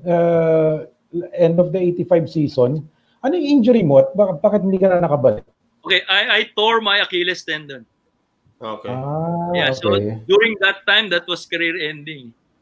So hindi pa, ngayon, 5-5 na yun. So, pero during that time, when you have that, in fact, I was traumatized with the rehab that I did. For a year I was rehabbing, and when my other foot started hurting, parang ayoko nang ma-experience yung 1 year of rehab na ginawa ko. So actually, yeah, I chose and decided to retire. When did it happen, Coach? Third conference ng 85? Third conference, okay. We're gunning of 85. We're gunning for a Grand Slam, remember? So we won third and second conferences. And then the third conference, we're in the semifinals. We're playing, I think, Tanduay. We're playing Tanduay. But I was already having pains in my Achilles. No? So in fact, ang mali yata dun is parang meron akong injection, parang painkiller, because I wanted to play and I wanted to win that Grand Slam. So I did that, but little did I know it's really affecting my Achilles, no? Yung painkiller na yon. So one time, I think our first game in the semifinals against Anduay, I was playing defense in the shaded lane, and someone pushed someone, and that guy his shoe hit my Achilles. Oy. And I felt it like, what's that? It's like so painful, and I couldn't make a step anymore. I couldn't move my foot. So that was I don't know what it was, but I know it's an injury. So I limped going to the bench, and then they brought me to the dressing room, and the doctor looked at it and he said, ruptured Achilles tendon. So I wasn't able to play anymore. So we lost that Grand Slam chance. Grand Slam chance. We lost it. I think NCC won the championship. That third conference. Yeah. But you mentioned that you practiced against Alan Kaydik when he was a rookie. So yes. I guess you didn't like how your body responded, kaya hindi mo na rin tinuloy yung comeback mo nun? Okay. Yeah, well, yeah, I was still feeling my injury. I was feeling my other foot. So that's it. No, I said if I injure my other foot and go through the rehab again. So I made a decision. For 2 weeks, I practiced with great taste. And yeah. You were telling me, Coach, yung nag-usap tayo nung isang araw nga, di ba? Kasi 1986, you only played one game the whole season. Yes. 86. One game ka lang. Tapos 87, yung January pa, you said, di ba, your contract expired na, and then you said, tama-tama. Tama na, di ba? So 85, I got injured in the first game in the semifinals, 85 season. 86 season, first game of the semifinals. I played exactly 1 year. I had a comeback. No? But after that game, I was practicing with Great Days. But after that game, I kind of felt my other foot really like it was hurting. And I made a decision to stop. Okay.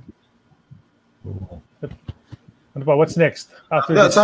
Sabi ni Juan, night of MVP's birthday daw yung picture na yan. So, yeah. That was unforgettable. The first championship of Talk and Text was on the eve. Game 62 was on the eve of MVP's birthday. Like when we were in the victory party at 12 midnight, we turned off the light and we offered the championship. We gave as a gift. The whole team gave the championship trophy to MVP. That was our gift to him on his birthday, on the eve of his birthday. That's unforgettable. It may not happen again, right? Sakto yung timing. The picture na tinitignan natin, ano to eh? Ito yung the start of the Holy War eh. Tama ba yan? Ang dami ko nakita ang headline na ganun. Holy War. Right. Yeah, the start of the Holy War. Correct. This was before the finals. Yeah, ang headline, ang banner is Holy War, right? Brother Act. So Coach Koy, at the time, ano to? Sa UAAP yata to, Coach Joel, ano? Ateneo FU.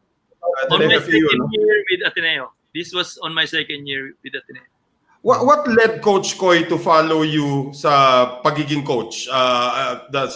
Did he get inspired by yours? Inisip niya na kaya kong higitan tong kapatid ko. Well, actually, it was me who encouraged him. I needed help. When I was coaching Mapua, there's no budget. No? Abonado pa ako eh. Abonado pa ako minsan pag yung player walang pamasahe, bibigyan mo pa ng pera, di ba? So, Mapua at that time was just, a participant in the NCAA. So meaning, hindi pa uso-uso yung mga manager na yun. So anyway, sabi ko kay Koy, walang budget for an assistant coach eh. And during that time, Koy retired also from playing, and he was a businessman. He had a cafeteria. No, So I told him, ang dami mong spare time, tulungan mo na lang ako dito sa Mapua. So he did, no? And then he started liking it. Sabi niya sa akin, sasara ko na yung negosyo ko, gusto ko na mag-coach. Sabi niya, baligtad ka eh. Ako nga, pag nagkaroon ng negosyo, ayoko na mag-coach. Gusto ko na maging businessman eh. Ikaw naman may business ka. Sabi niya, hindi, love ko talaga eh. So, true enough, no? That's why he was successful eh. He became passionate about this coaching. So that started it actually. High intensity yun. Right. Coach Koy. Yeah. Okay. Meron pa ba? Do we still have photos for Coach Joel? No more na. That's the last one? There's supposed to be a Mapua photo eh. Mukhang hindi ko lang nasama eh. I actually won a championship noong 1991. Pero Coach, yung first coaching stint mo, your first coaching stint was not in the PBA. It was not, Mapua of course, no? But then you won a championship in the PBL as well, right? With Ateneo. Yeah. Mm-hmm. So when I became coach of Ateneo, it was my recommendation that we join the PBL. No? There was a PBL before the UAAP. I think that was in March to May, something like that. Actually, there was a debate, within the camp. Now we should not, because we feel that the players were tired already, because they joined the PBL previous to that PBL conference, and they felt like they were tired already. And I said, if we want to win the UAAP, we need to join the PBL. Let's not forget, we're playing La Salle in the finals for sure. I said that, and they have a 9 or 8 consecutive season in the finals and won 4 championships. Right? That's the experience that we need to have, to even not surpass but equalize it. We need an experience to be able to beat them in the finals. So yes, you were in the finals last year against La Salle, but that's not enough to beat this team. We need some more experience. So So I was able to convince them that we should join. And true enough, we lost 2 players in that PBL conference. We lost Paulo Bugia, in an ACL injury, and Magnum Membrere on an ACL injury also. So we lost 2 players. When I stepped in as coach of Ateneo, I watched the previous finals, Ateneo LaSalle in 2001. I was watching it and I said, LaSalle has 6 big men, and Ateneo had a couple, Rich Alvarez and 3. Rico Villanueva and Paulo Bugia. And Boogs, yeah. I said, if I can bring the level of Paulo Bugia's game in the level of Enrico and Rich Alvarez, for sure we will win the championship. That was in my mind, okay? So joining the PBL, I wanted experience, plus I wanted to give Bugia the exposure that he needs to be able to reach that level of game. That was my goal. If I can do that, we will win the championship. I said to myself. I didn't only bring him to that, I failed to bring him to that level. I completely lost him. So he got injured. He was not able to play in the UAAP. So I had to make adjustments. But true enough, after we won the PBL championship, I felt it was enough experience to beat LaSalle in the finals. I felt that. I felt so good after we won that championship. So it really helped us to win the UAAP. In fact, during the PBL celebration after we won the championship, I had to be a KJ, a killjoy, to talk in front of the parents and the players and the crowd of Ateneo. And I said, yes, it's good, we celebrate, blah, blah, blah, but is this our goal? Is winning the PBL our goal? I just reminded them of the goal. Yeah. So because if we feel happy about this championship, we may not win the UAAP because we're less hungrier if we feel good about this championship. So I made them hungrier by stopping the celebration. I was a killjoy. I said, our goal is to win the UAAP. I have to find a way to keep them hungry. Correct. I have to do that. So yeah, I did that. So I'm blessed that to have that kind of good sense, common sense, to focus our goal, our real goal. We joined the PBL so that we can gain experience because we want to win the UAAP championship. That was the goal. So we refocused, and yes, we thank God we won the UAAP championship. Of course, yung team nyo sa PBL nung time niya was Ateneo Pioneer. You were backed up by Pioneer Insurance. I think I got to do one of the games also. Dun championship sa PBL. Pero that was a pretty strong team. No, it was not Pioneer. It was not Pioneer. Happy Nena. Oh, yes. Happy. Negros Navigation owned by MVP's group, and Happy is owned by Philippine. Both Ateneo. So yeah, so they joined forces and supported the team.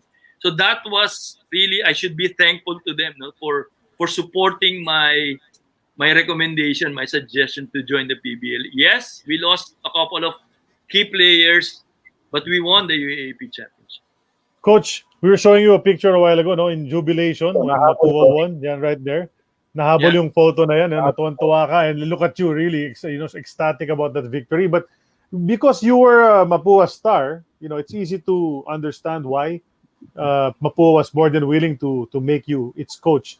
How did you get the Ateneo job? Well, this is one fascinating story. Okay. Do you want the whole story? the condensed version, coach. The condensed condensed version. Okay. I bumped into Ateneo alumnus in Eastwood, and he said, "Are you Coach Joel Banal?" Yes, I said, and he said, "Oh, your brother Conrad is a batchmate of mine in Ateneo." Oh, okay. So his name is Robin Tong, and I know Robin Tong. Robin, he's a very good friend. I know Robin. I know Robin as well. He said, And then he said, okay, all right, bye. I believe it's the birthday of one. It was the birthday of one. We're looking for a restaurant. So we bumped into him, and then he said, blah, blah, blah. And then we parted ways. And then he came back. He said he remembered, wait, Ateneo's looking for a coach. Would you like to apply? So I said, I'm so sorry. I may sound arrogant, but I don't really apply.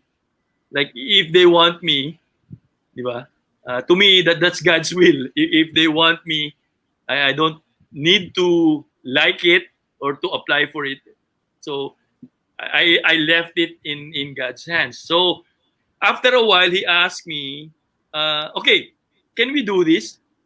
Can we do your resume and I'll be the one to apply you? You're not applying. I'm applying for you. I said, okay, that may work.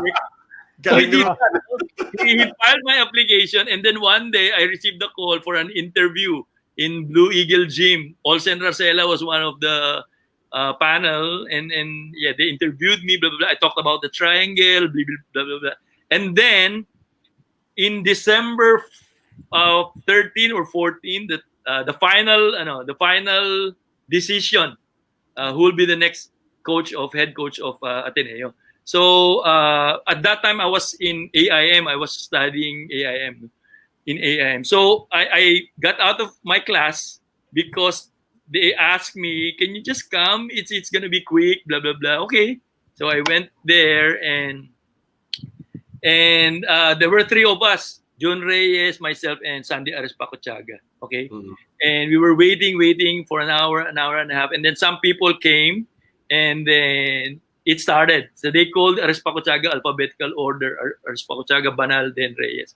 So Arespacochaga went inside, and like it took another hour. So wala na ako sa klase ko, no? Hindi na ako makakabalik. So anyway, another hour, ganyan. And when he came out, I said, that's a long interview.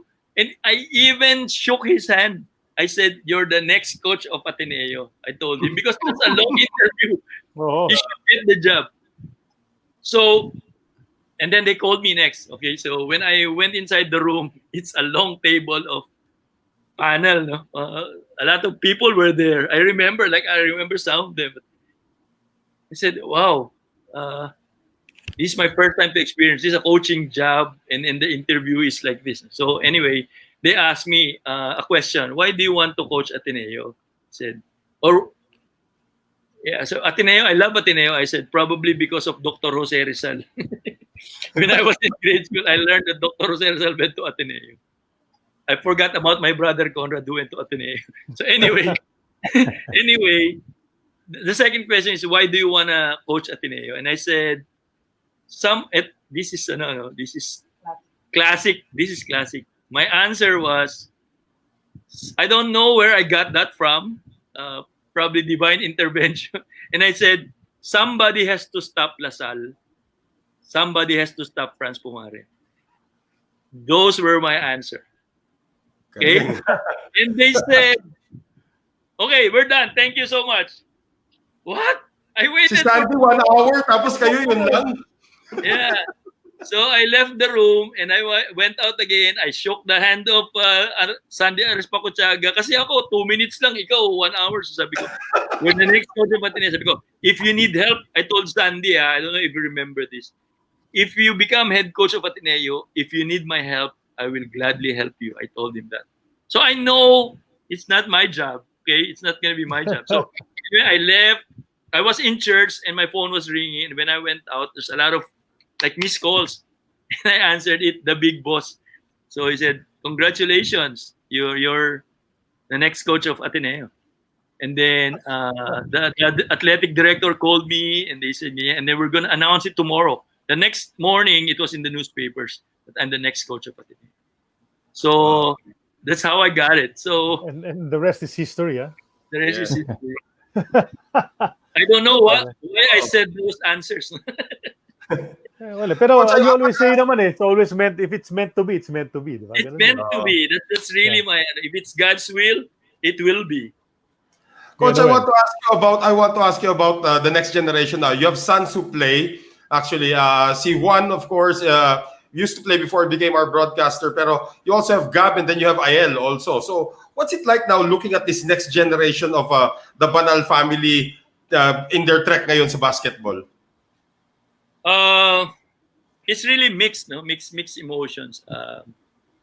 I know it's difficult to be a player, and more so to be a coach. But I knew they're going to be into basketball because they were so exposed. During my time with Alaska, all the games, the championship games, even the travels, they were with me. Yeah, in all the travels. Yung tatlo.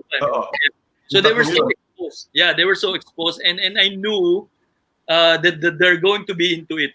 I just saw some potentials, no, when already Gab and Rafael were playing. Juan was with me and Miguel was with me in Ateneo when I was coaching, and they were playing. They were in the team B, and they were studying harder and everything, and all this with all these things that were happening. I thought, like, you better like pursue your studies. That's what I said, because it's so difficult. But when I saw Gab and Rafael, even in grade school, Gab in high school, I saw that there's something. Like there's a future. I see a future in them. So I tried to help them whatever they need. Like I brought Rafael to the US to train. I brought when Gab was with LaSalle, I really invested on him and brought him to the US to work out, no, with Ed Schilling. He became assistant coach of UCLA, and yes, so they both worked out with this coach, and then AL was suddenly seen by a coach and recruited him in Memphis, Tennessee. So he's blessed to have had that experience of really playing in the US for 4 years. But Gab, after the training, he went back to LaSalle, and then he got his break. He played for Coach Altamirano, Eric Altamirano in the PBA, and he got his break. And then he played for Charles Chu, and he got his break. And he played for Bacoor, and he got his break. So I'm so happy. I'm so happy that they're still excited about basketball. And our goal is, no matter where you play, as long it's time to enjoy the game. It's not how much you earn. It is time to enjoy it. Like, you've invested so much time and effort and sacrifices to this game that you love. I feel that it's time for you to have fun, enjoy it. So Gab is doing that. No? Hopefully, AL will soon start to enjoy the game. Naalala ko lang kasi nung high school pa si Gab. I was covering him sa Chonglian. He was playing for Xavier. Arch nemesis niya si Justin Chua sa Chiang Kai-shek. Pag nagbantayan yung dalawang yan, total bigayan ang nangyayari. And it's ironic, they also played Ateneo LaSalle, and the battle continued there. Coach Joel, may mababati sa'yo dito. Makilala mo to, si Andy De Guzman daw. Oh, of course. Coach Andy, my man. Coach Andy. Yeah, we were together in Bataan Risers. Coach Andy, yeah. That's the first time I worked with him, and he's a very funny man, a very exciting man. He's a very good person, Coach Andy. You know, you were mentioning Coach Joel a while ago, and at least your sons are now, they're excited still about basketball. We all are naman, no? Kahit kami nila Sid, nila Noel. But yung show natin, di ba? We want to go on and on, but we need to stop at a certain point. But we have a few more things to discuss. No, I was going to mention, a good friend of yours is watching also now. Si Pat Costales is watching us now. Yeah, my partner, Pat from LA. Yep. Barkada mo nga. And then, nakausap ko rin siya recently. Jimmy Manansala, nanonood din ngayon, teammate mo sa Great Taste. Oh, my partner in Great Taste. No? Kami yung stopper Stopper din siya. So, yeah. Tapos si Alan Kennedy is not watching the show right now, but he's sending his regards to you. Who's this? Sorry. Si Alan Kennedy. Tumigil na kakanood. Coach Alan. But may mga questions si Sid for you, Coach, that he normally asks our guests on this show. I mean, we know that there's a lot of other things we can talk about. Your success, of course, as with the Alaska franchise as well, and all those coaching gigs. But we know about that already, and we congratulate you for all your success as a coach as well. But Sid, go, it's your time. Are you there? Frozen si Sid. Okay, Ayun, okay na ba? Okay, gumagalaw na. Okay na. Sige. You were known as a defensive stopper during your playing career. I'd just like to ask you, who were the 3 toughest players to guard local? Tapos, sino yung toughest na import that you had to guard? Okay, number 1, si Yoyoy Villamin. No? Villamin. Kasi he's a relentless offensive rebounder. Nakita mo naman yung katawan ni Yoyoy, di ba? So after the game, after the game, masakit ng katawan ko kasi ang hirap niya ang hirap niya i-box out. Yun lang ang gagawin ko buong game.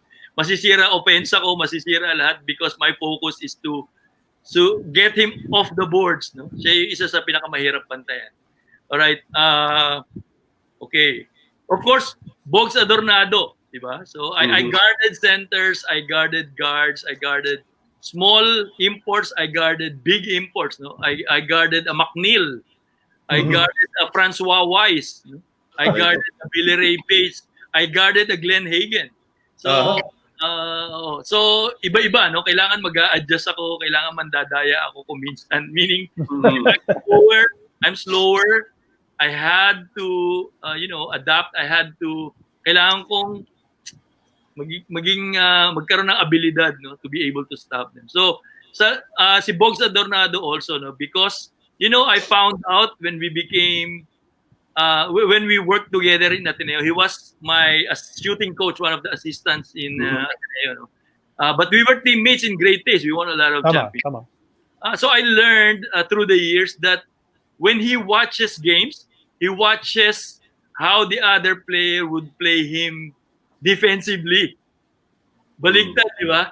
Katulad kami, we watch the offense so that we can defend it, di ba? Like a coach will watch the offense so we can defend it. Although we watch defense also. But him, as a player, he watches the defense. So that's why he studies the defense and he knows how to attack it, no? That's why it's very difficult to stop Bogs Adornado. Okay. It's very difficult to stop him. Okay. Yeah, these 2 players are most memorable in my life when I was playing. Yung import, coach. Yeah, marami kang binanggit dun eh. Of course, Billy Ray Bates. Billy Ray Bates, no? Starting 5 yan sa NBA. Paano yan napunta dito? Walang kaduda-duda sa yun, no? He was in the wrong league.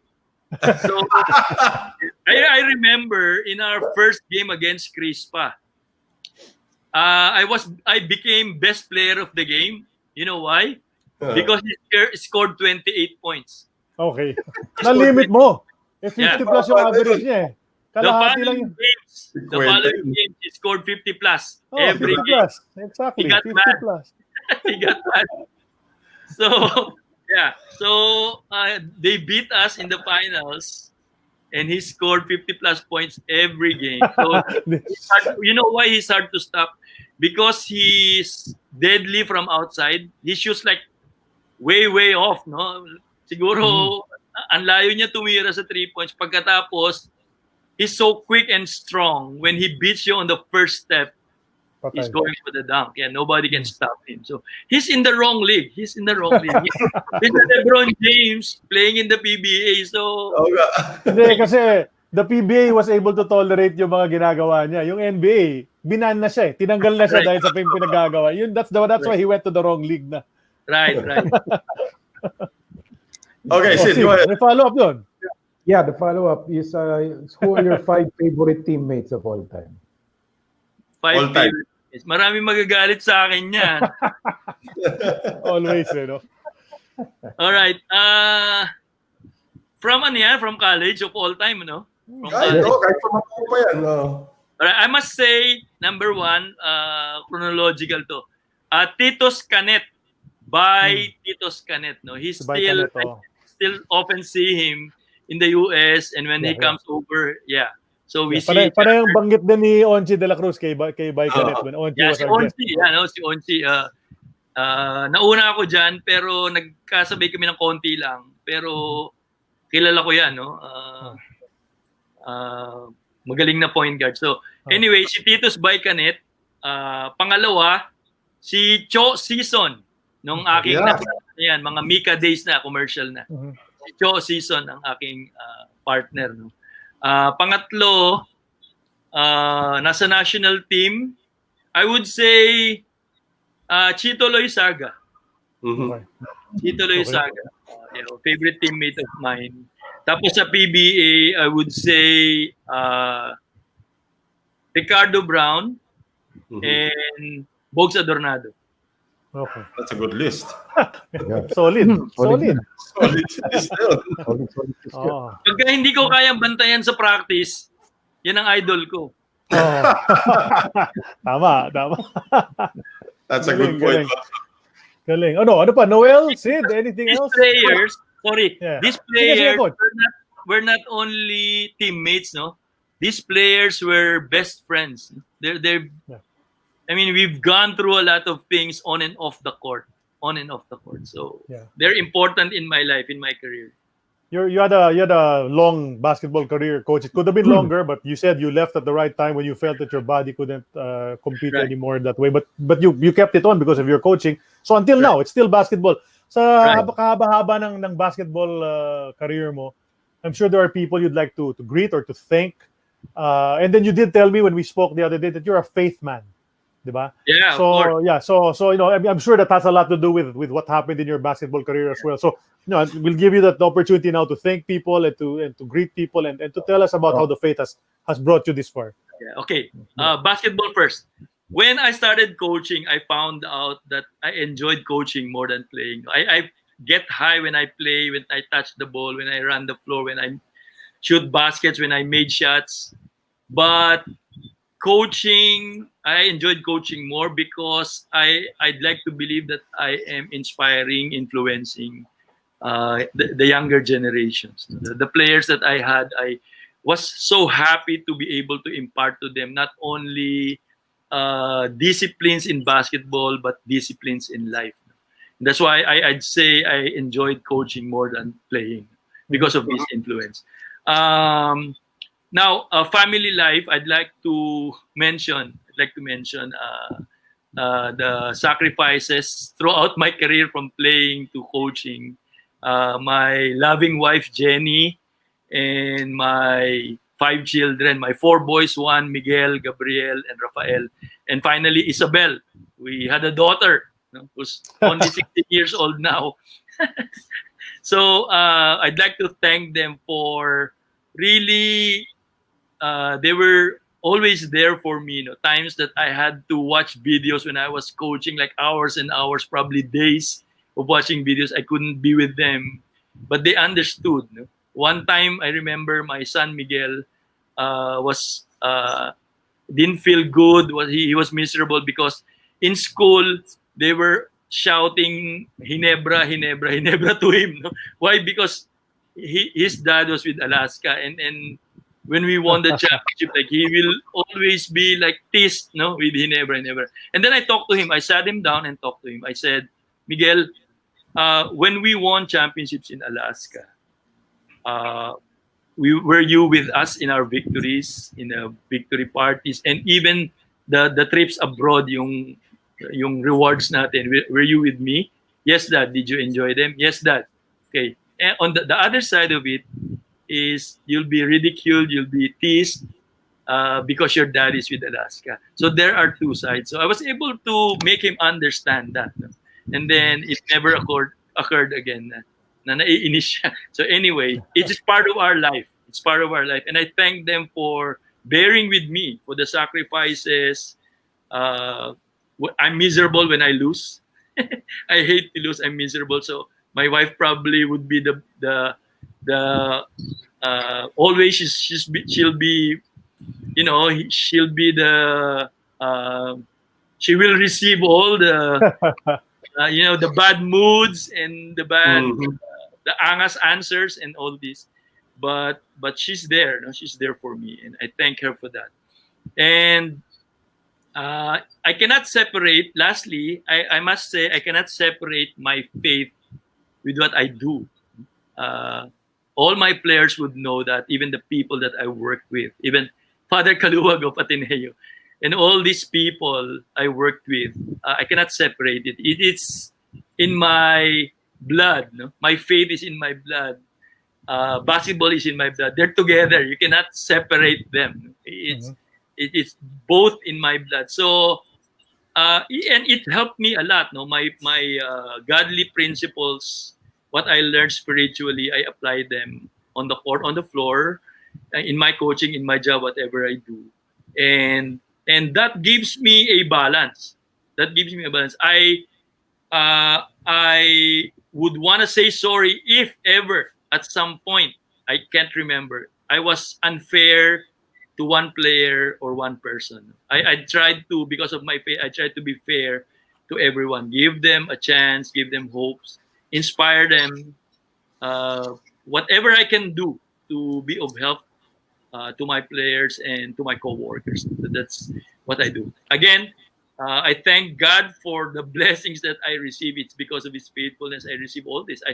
I would never exchange this life of mine in basketball and everything for anything. I would not exchange it. I loved it. I'm enjoying it. And up to now, I'm still enjoying it. And I thank you guys for having me, for giving me an opportunity to share these experiences.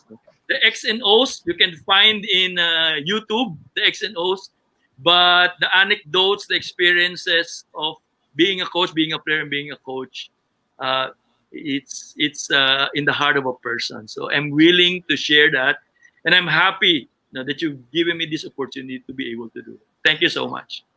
Thank you, Coach. We are wow honored to have had you here with us. You know, we've known you for some time, but to share these stories have been very, very inspiring for us, and I hope for all the followers, the listeners that we've had on this episode 44.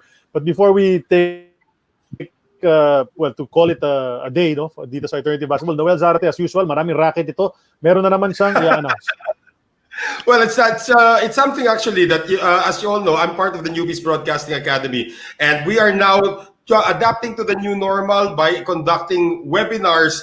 And we have another one on all Saturdays of September, thanks to our friends from the Vocal Alliance community. We have a webinar on sports broadcasting and announcement all Saturdays of September. It's like an introduction to what Charlie, Sid, and I do here, and of course, Juan Banal also does for a living. So I'm going to roll a 30-second clip, and then we'll tell you more about it in the website. So go ahead, Biaka, play that.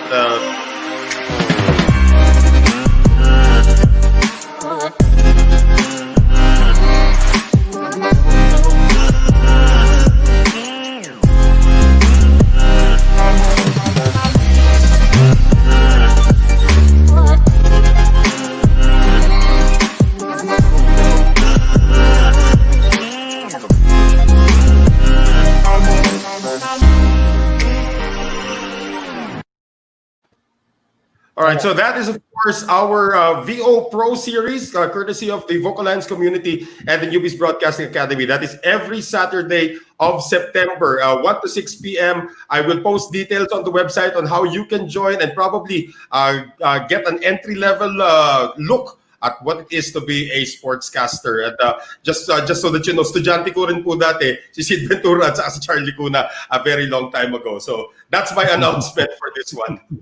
Pwede ba may PS? PS? PS, go ahead, Coach. Oh, PS. I forgot to say hi to my daughters-in-law, Zara, Eileen, Lauren, and Hannah. And to say hi to my grandchildren, Noah, Naima, Malik, Luca, and Lily. Thank you. Of course. Hindi pwede kalimutan yung mga yun, Coach. Kailangan batiin yung mga yun. Kung hindi, magtatampo. We wish you the best of health, Coach Joel. We know you had a health scare some time ago, and we were glad that you're okay. I remember we asked Juan right away how you were, and we're glad to see you up and about and mukhang malakas na malakas. So, Thank you. We always do this show. This is episode 44, so we're trying to roll along here and bring you, the players from way back when we were enjoying this game as youngsters. And sa Coach Joel is the latest in that list. But we will continue. On Saturday, we have another guy. And then actually, we have one of our followers, si Ompong Ponga, will be very happy because nabati na niya kanina. Nasa pictures kanina, Coach Joel, yung guest namin sa Sabado. Ayusin lang namin yung oras, popost namin sa AEOB Facebook page. Taga Cebu, Kaliwete, number 2. Ponky Alolor. Kasama namin sa Sabado. Si Ponky Alolor from the West Coast will be joining us. So that's on Saturday morning. We will announce it on our Facebook page kung ano yung schedule talaga. We'll just finalize that with Ponky, with Alejo. And maayusin po namin yan. So, maraming salamat, Coach Joel, for sharing your stories. I'm sure there's a lot more. Maybe we can ask you back sometime again, diba, to join us. Sure. On behalf of Noel Zarate, huwag niyo kalimutan yung kanyang workshop. Sid Ventura, always getting ready for big stories on ESPN5.com.